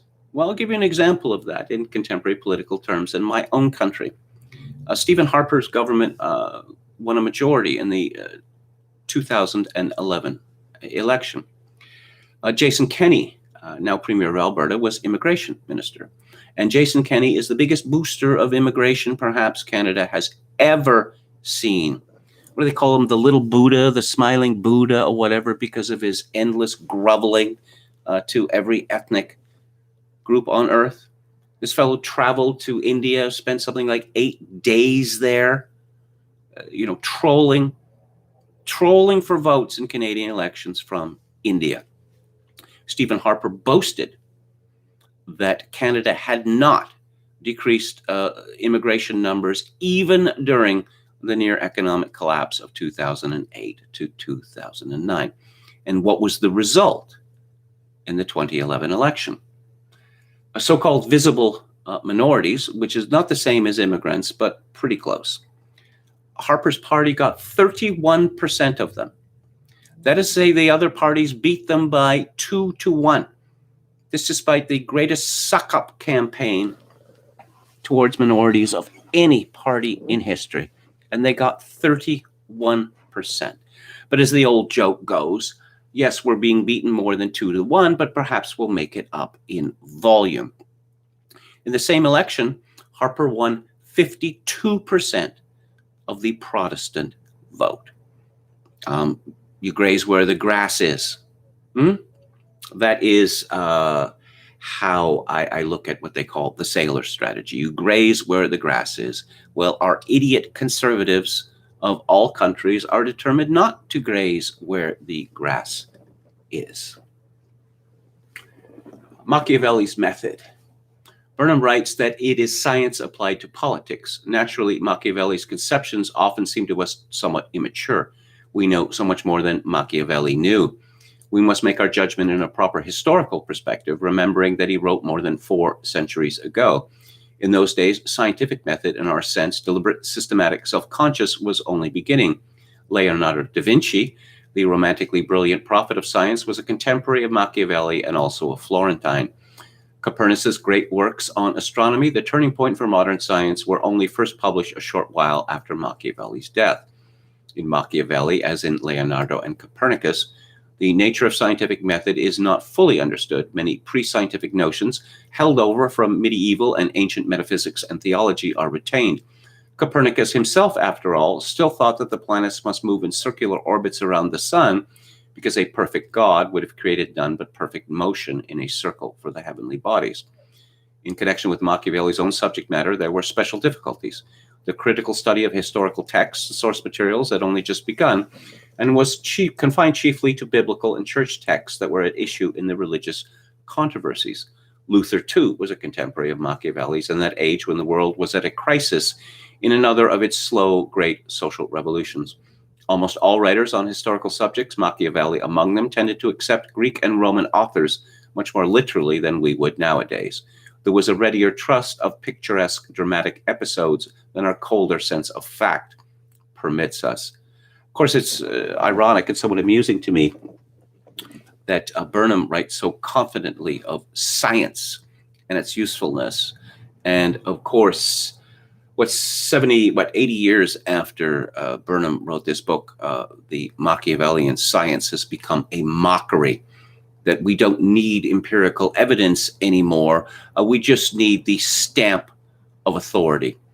And we also need a patina of what? Of empathy over top of it.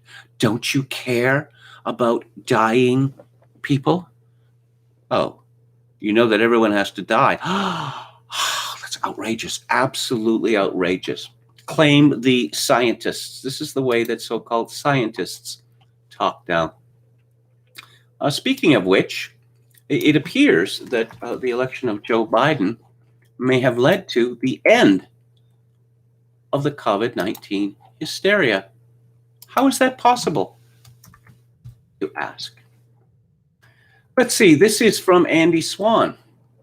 Literally 1 hour after Biden takes the oath, the World Health Organization admits that PCR testing at high amplification rates alters the predictive value of the tests and results in a huge number of false positives. Golly.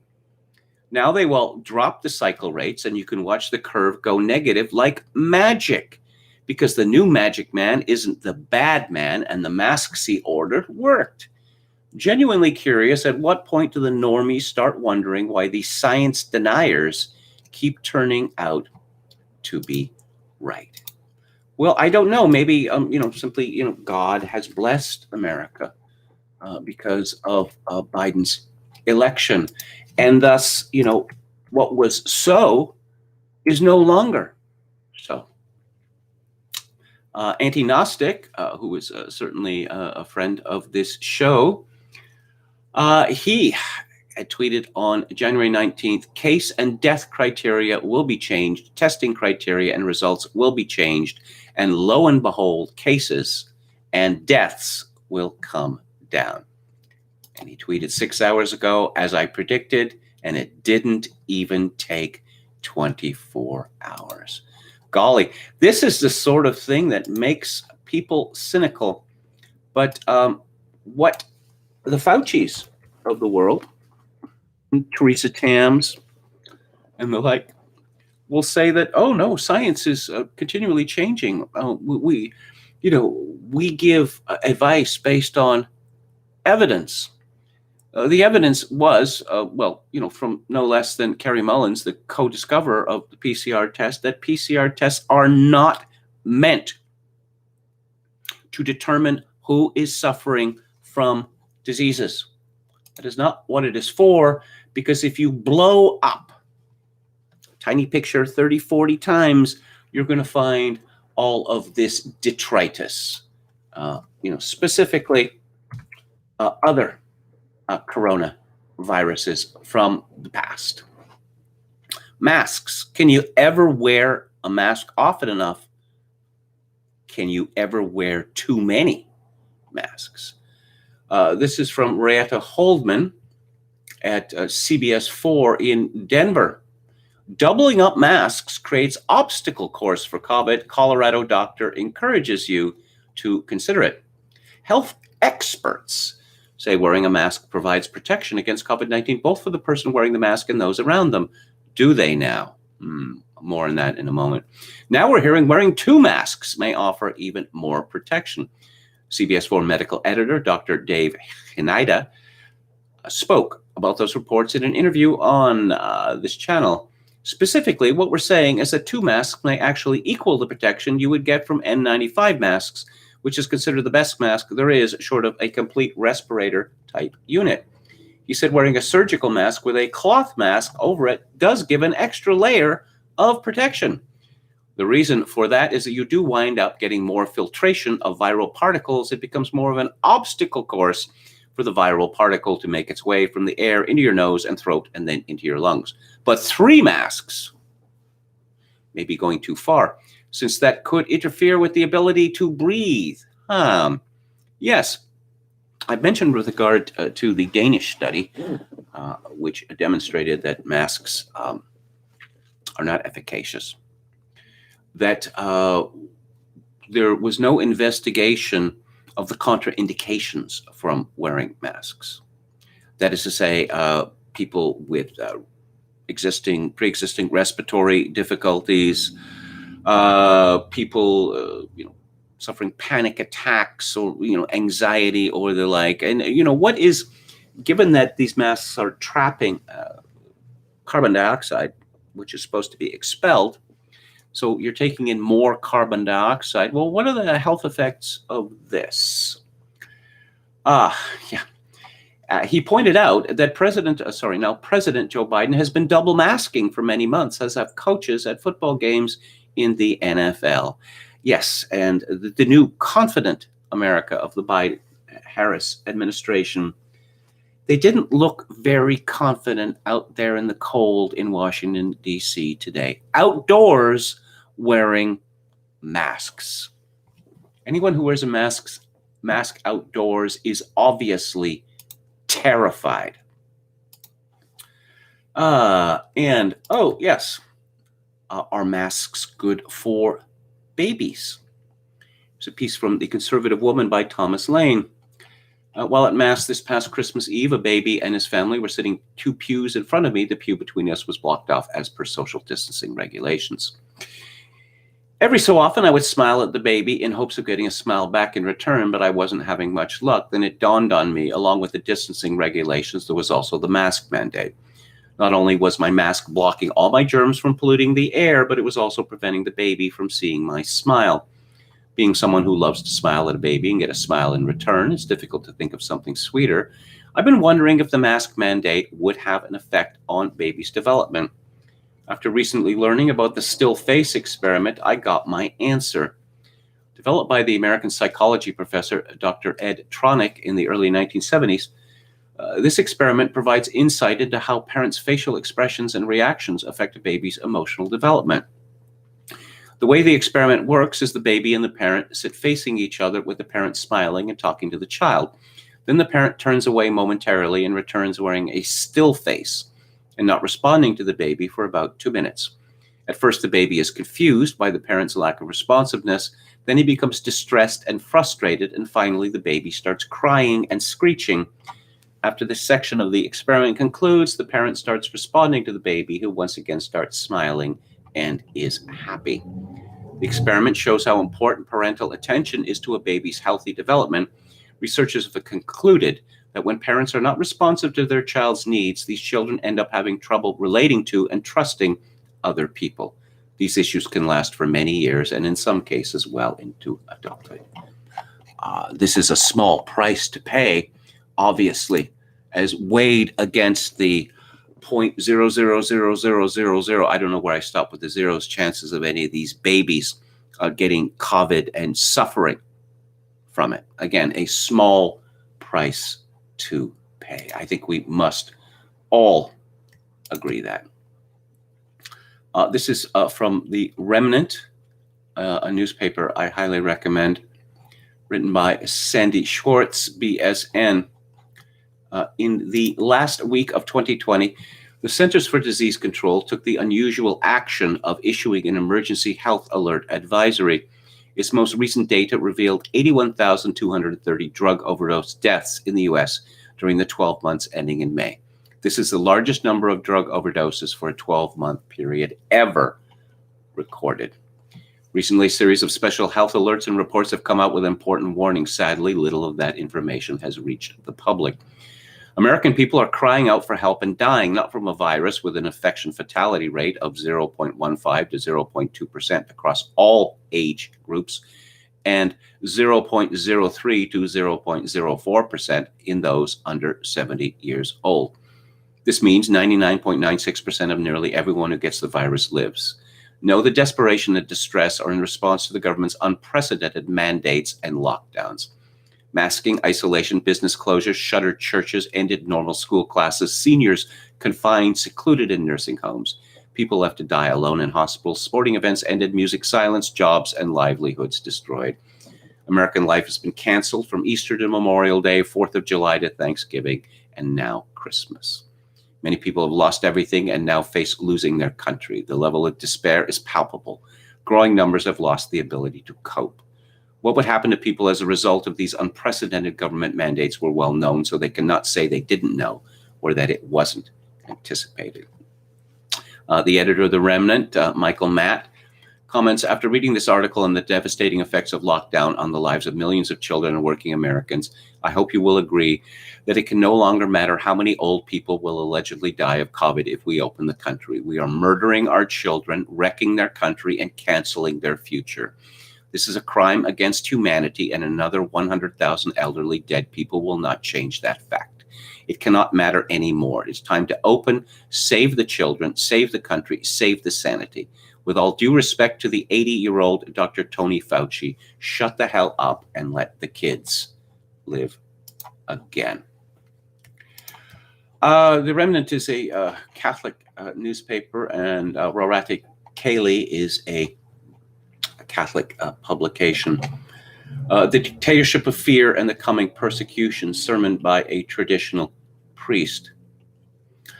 He writes, the world in which we live is falling apart. When we look at the political situation that we have in this country right now, or when we look at any other country on the globe, we cannot help but be scared, worried about what is coming next. Things have changed quite a bit in the past year. Well, things have changed a lot. Things you took for granted, like going shopping or visiting a friend or even going to church in some places, are now forbidden. You cannot go anymore where you want. Cameras observe people to see if they comply or not with the sacred measures of safety, if they follow or not the ritual of the tribe. And if someone disagrees in any way, suddenly he becomes the enemy of humanity. So many people were deprived of the right to be with their loved ones in their last moments. So many people had to die alone, and worse, without the sacraments. People stopped living normally because they are afraid to die. And yet what they don't realize that is that in giving up their liberties, they have become slaves of fear. The dictatorship of fear, that is where we are. Who would imagine such a scenario? And yet this is real. I don't want to downplay the virus we are battling. I personally know people who suffered complications from it.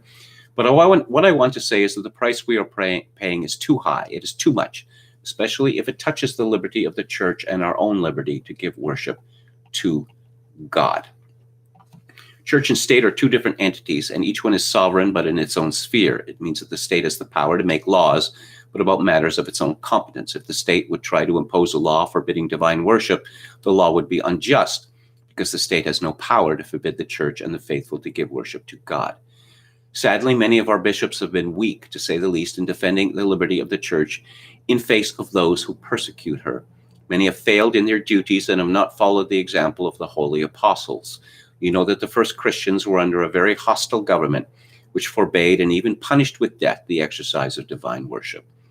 Those who would be denounced as Christians would be sent to death. And yet, do we hear that St. Peter or any other apostle stopped celebrating the divine mysteries or giving the sacraments because of the prohibition of the civil authorities?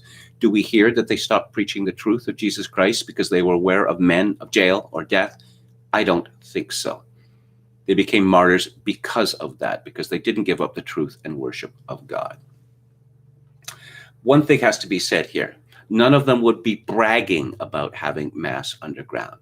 They were very prudent and discreet about the way things had to be. Nevertheless, they continued to worship in spite of all the prohibitions from the authorities, risking their own lives. This is the price of our faith. Do you believe it or not? At the end, it comes to this question: do we believe it or not? And when I pass St. Andrew's Cathedral, which is not far from where I'm staying now, and I see the signs on the door that, of course, it is closed, I think apparently the Bishop of Victoria is more afraid of a virus than he is of Almighty God, which suggests that this bishop and others like him, they don't believe in any of it. One has suspected this of bishops and many priests since the Second Vatican Council, but this very much seems to be a majority position among them. Catholics used to be taught that this life on earth is a vale of tears, but now it seems it is all there is. And so if divine worship has to be suspended indefinitely for a disease which has a 99.96% survival rate, so be it. There are computers. There are Zoom meetings. You won't get the Blessed Sacrament anymore, but now the bishops and the priests would have to hesitate at this point before venturing into outright heresy. But essentially what they're saying is that it's just a wafer. It has no special powers. It is certainly not the body of our Lord Jesus Christ. And again, if these people think, how many people do they think are going to come back if and when this emergency ever ends? Because people get used to new conditions. And if the new condition is, well, you can just watch a computer screen, you don't have to go to Mass, you don't have to take communion, this will be internalized. And I suspect that a great many of the bishops will be gladdened by this development. Let's go to lockdown skeptics with the latest madness from England by Will Jones. The goalposts are moving yet again, according to reports in the paper today. From the Mail, lockdown measures could last beyond Easter, despite the rollout of the COVID vaccine after the deadliest day on record saw 1,610 new victims. Ministers have been warned that with the possible exception of schools, there is unlikely to be any relaxation of lockdown at the first formal review point in the middle of next month. Reports yesterday claimed that Boris Johnson was targeting Good Friday on April the 2nd as the earliest date for a significant lifting of the lockdown. The PM has started top secret planning for millions to meet their families over Easter, according to The Sun. But several sources told the Mail that even this date could look optimistic if the vaccine rollout ran into difficulties. Well, it has run into difficulties. Lots of people are refusing to take it, including healthcare workers, people who work in old age homes, and they're refusing to take it because apparently it's sickening a lot of people. Robert Peston points out in The Spectator that it's not the over 80s who are filling up the ICUs. If prioritization was ordered purely on the basis of reducing pressure on the National Health Service, yet another ranking of vaccinations might well have been ordered. What's relevant, for example, is that 52% of coronavirus sufferers in intensive care are aged between 50 and 69, 21.5% are aged 70 to 79, and just 4.6% are over 80. If the imperative was to reduce pressure on intensive care, those aged 50 to 69 would be receiving the vaccine now, and those aged 60 to 69, the age group most likely to be in intensive care, would be right at the front of the queue. In the end, the Prime Minister chose his very simple and easy to understand instruction, which may well be the best politics, but we won't know till we are through this crisis whether it is the optimal route back to some semblance of normal life. Further from lockdown skeptics, the BBC has run an analysis asking whether the much-hyped Christmas surge, supposedly resulting from mass household mixing over the festive season, actually materialized. No sign of it, they say.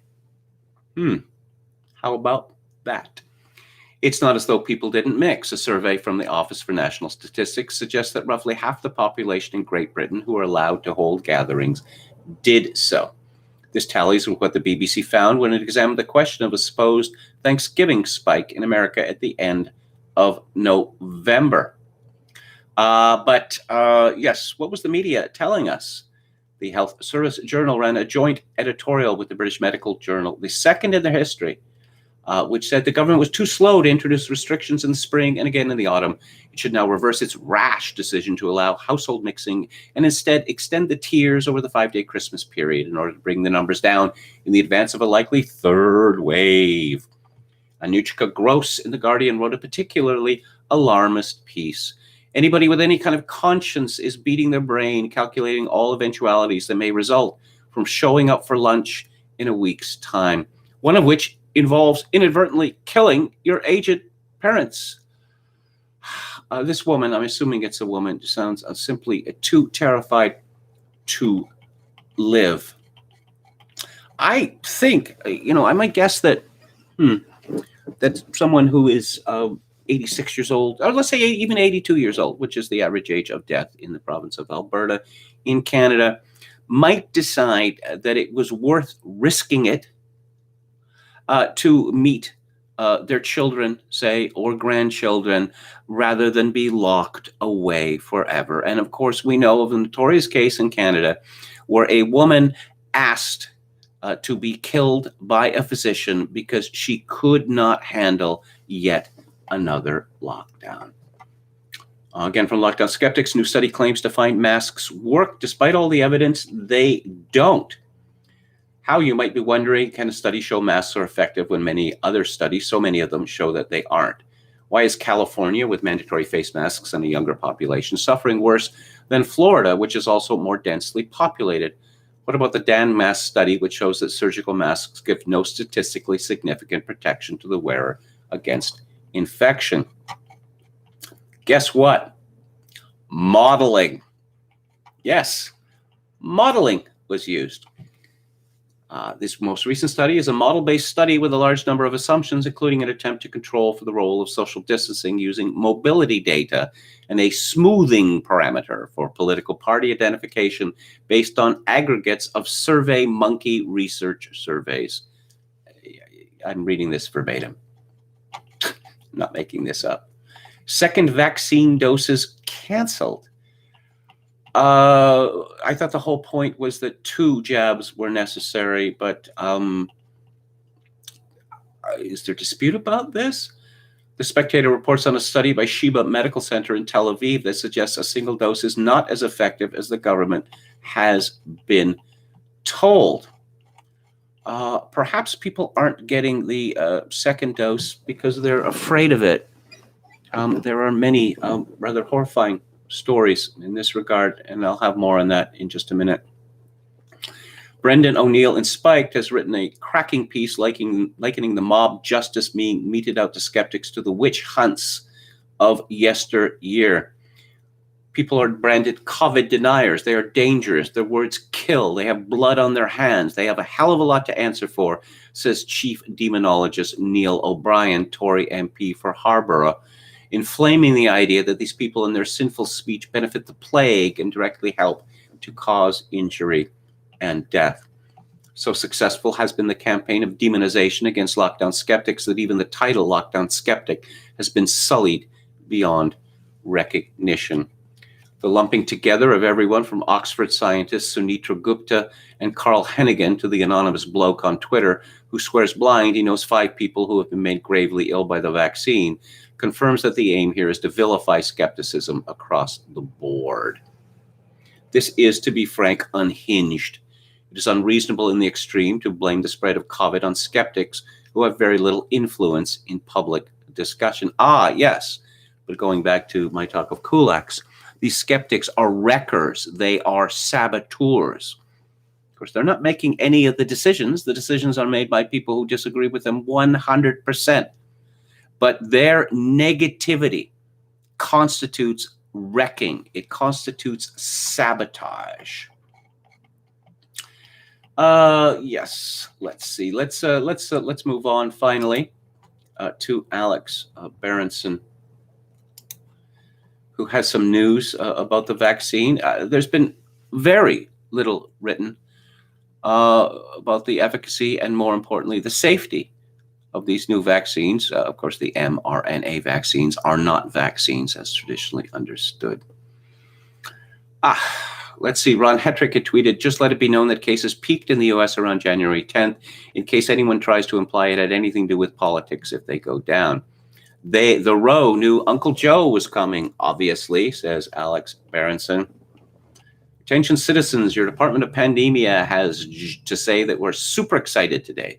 We're looking forward to lots of time alone together alone. Sounds fun, huh? Remember, virtual friends are friends too. Attention citizens. There's a thread here from someone called Maggie Kurth. And Maggie Kurth is whom? Oh, she's a senior science reporter at 538.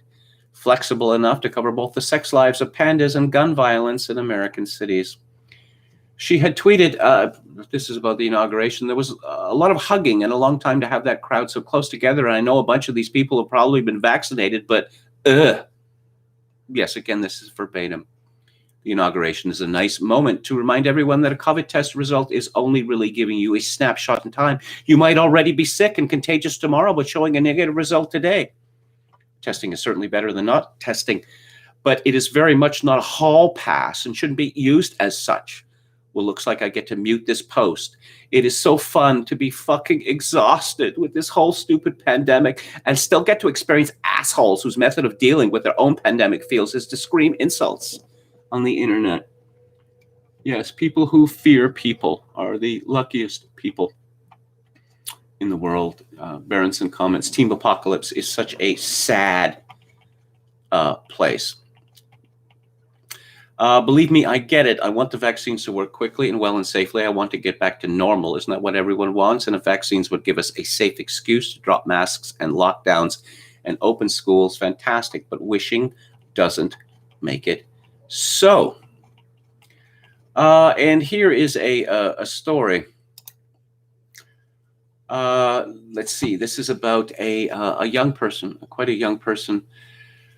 In America, she's had plenty of exposure to COVID-positive patients, so that would be the reasonable explanation. I'm ready to believe it's simply coincidence. She got sick right after the vaccine, at least until we have more data points linking the two. Yesterday, she got her second shot, and boy, howdy, what a difference. She started puking at 7 and has puked all day. She hasn't kept anything down, not ginger ale, broth, or Gatorade. She has terrible body aches and a headache. After hours of this, she's now lying in bed with a bright red face and a fever. We're seriously discussing the possibility of getting some IV fluids. I don't think that'll be necessary, but this is as sick as I've ever seen her. And this is a perfectly healthy teenager. Why a perfectly healthy teenager would get this vaccine? It's an interesting question. An update, just the patient is up finally and much better than yesterday. Her blood pressure was freakishly low when she woke up, but that's probably just dehydration. Still has a headache, but she slept late and just now went downstairs, first time in over 24 hours, and ate some breakfast. Likewise, she's now chatty and smiling, so I'm no longer worried. She'll spend today resting and hydrating, and that'll be 2 days, full days lost to recovering from the vaccine. Maybe this is just a one-off. Maybe older people's immune systems won't react so violently. Maybe Pfizer and Moderna will post record profits and save the world along with Biden. I'm still angry about making my child sick, though. Berenson writes, if the vaccine provides one season of immunity, and this is a middle-of-the-road reaction in healthy adults at extremely low risk from SARS-CoV-2, as seems increasingly obvious, how can we possibly say the cost-benefit analysis makes any sense? He had heard from Helen Chu, MD, who had reported grateful to receive dose 2 of my Pfizer vaccine. I had a fairly severe reaction, fevers, chills, muscle aches, joint pain starting at 6 hours, but recovered by 36 hours. I was totally out of commission. It was 100% worth it, but I wish I was better prepared.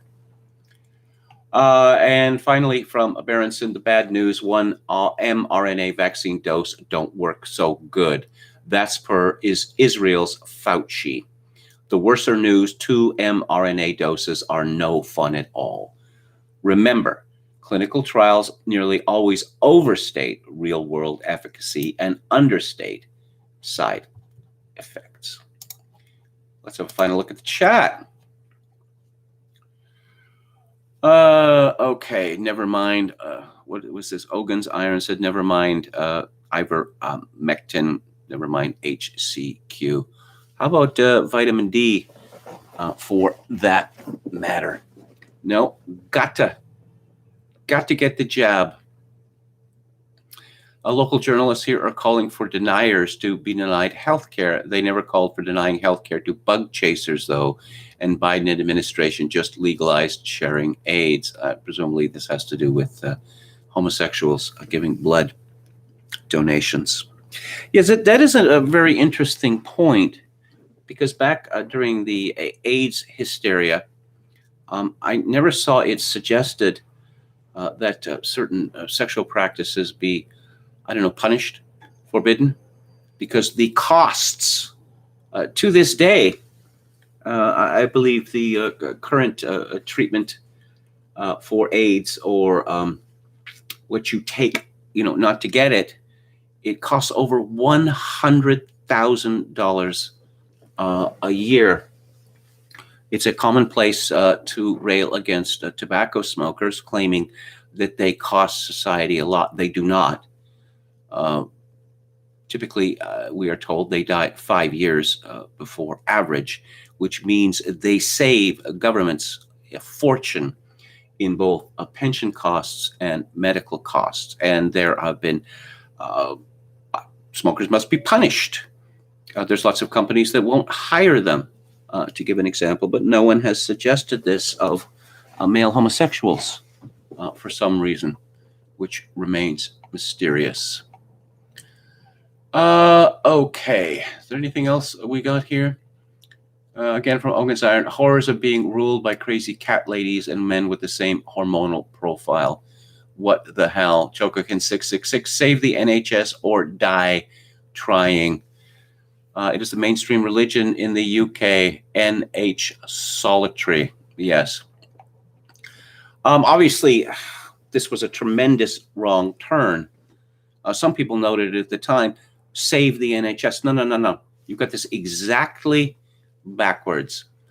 If Britons were in a position where they had to save the NHS, this very strongly suggested that the NHS was not fit for purpose. Anne Run says, Kevin, discuss Angelo Codavilla's article at American Greatness, Clarity in Trump's Wake. No, I have not.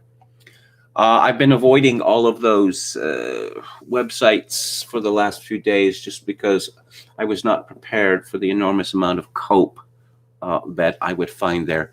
But Angelo Codavilla is he's outstandingly intelligent and insightful. So yes, I will get to that tomorrow. Emmett Kelly Zurich, did Burnham say anything about Rousseau's idea that the prince was a satire? Not to my knowledge, but I will confirm that. I certainly don't think it's a satire. The Catholic Church didn't think that it was a satire. It was condemned.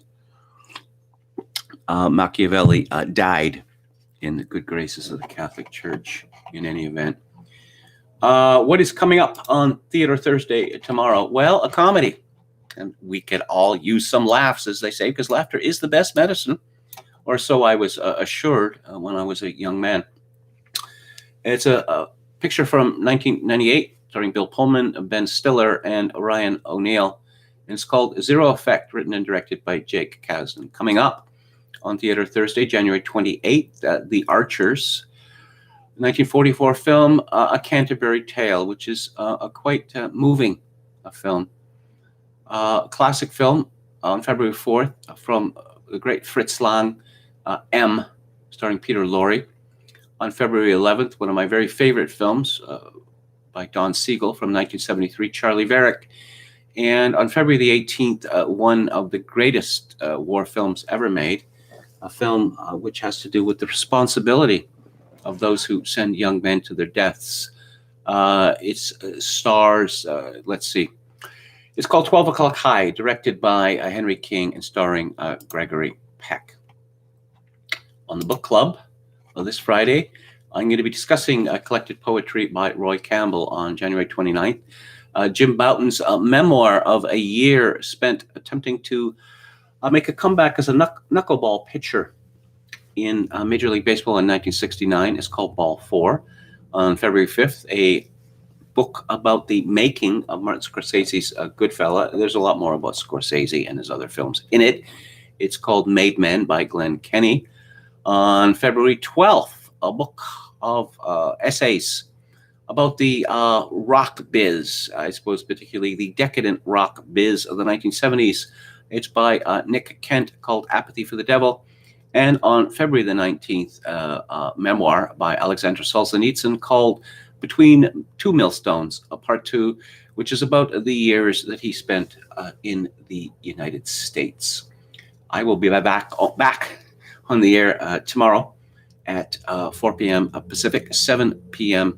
Eastern Time.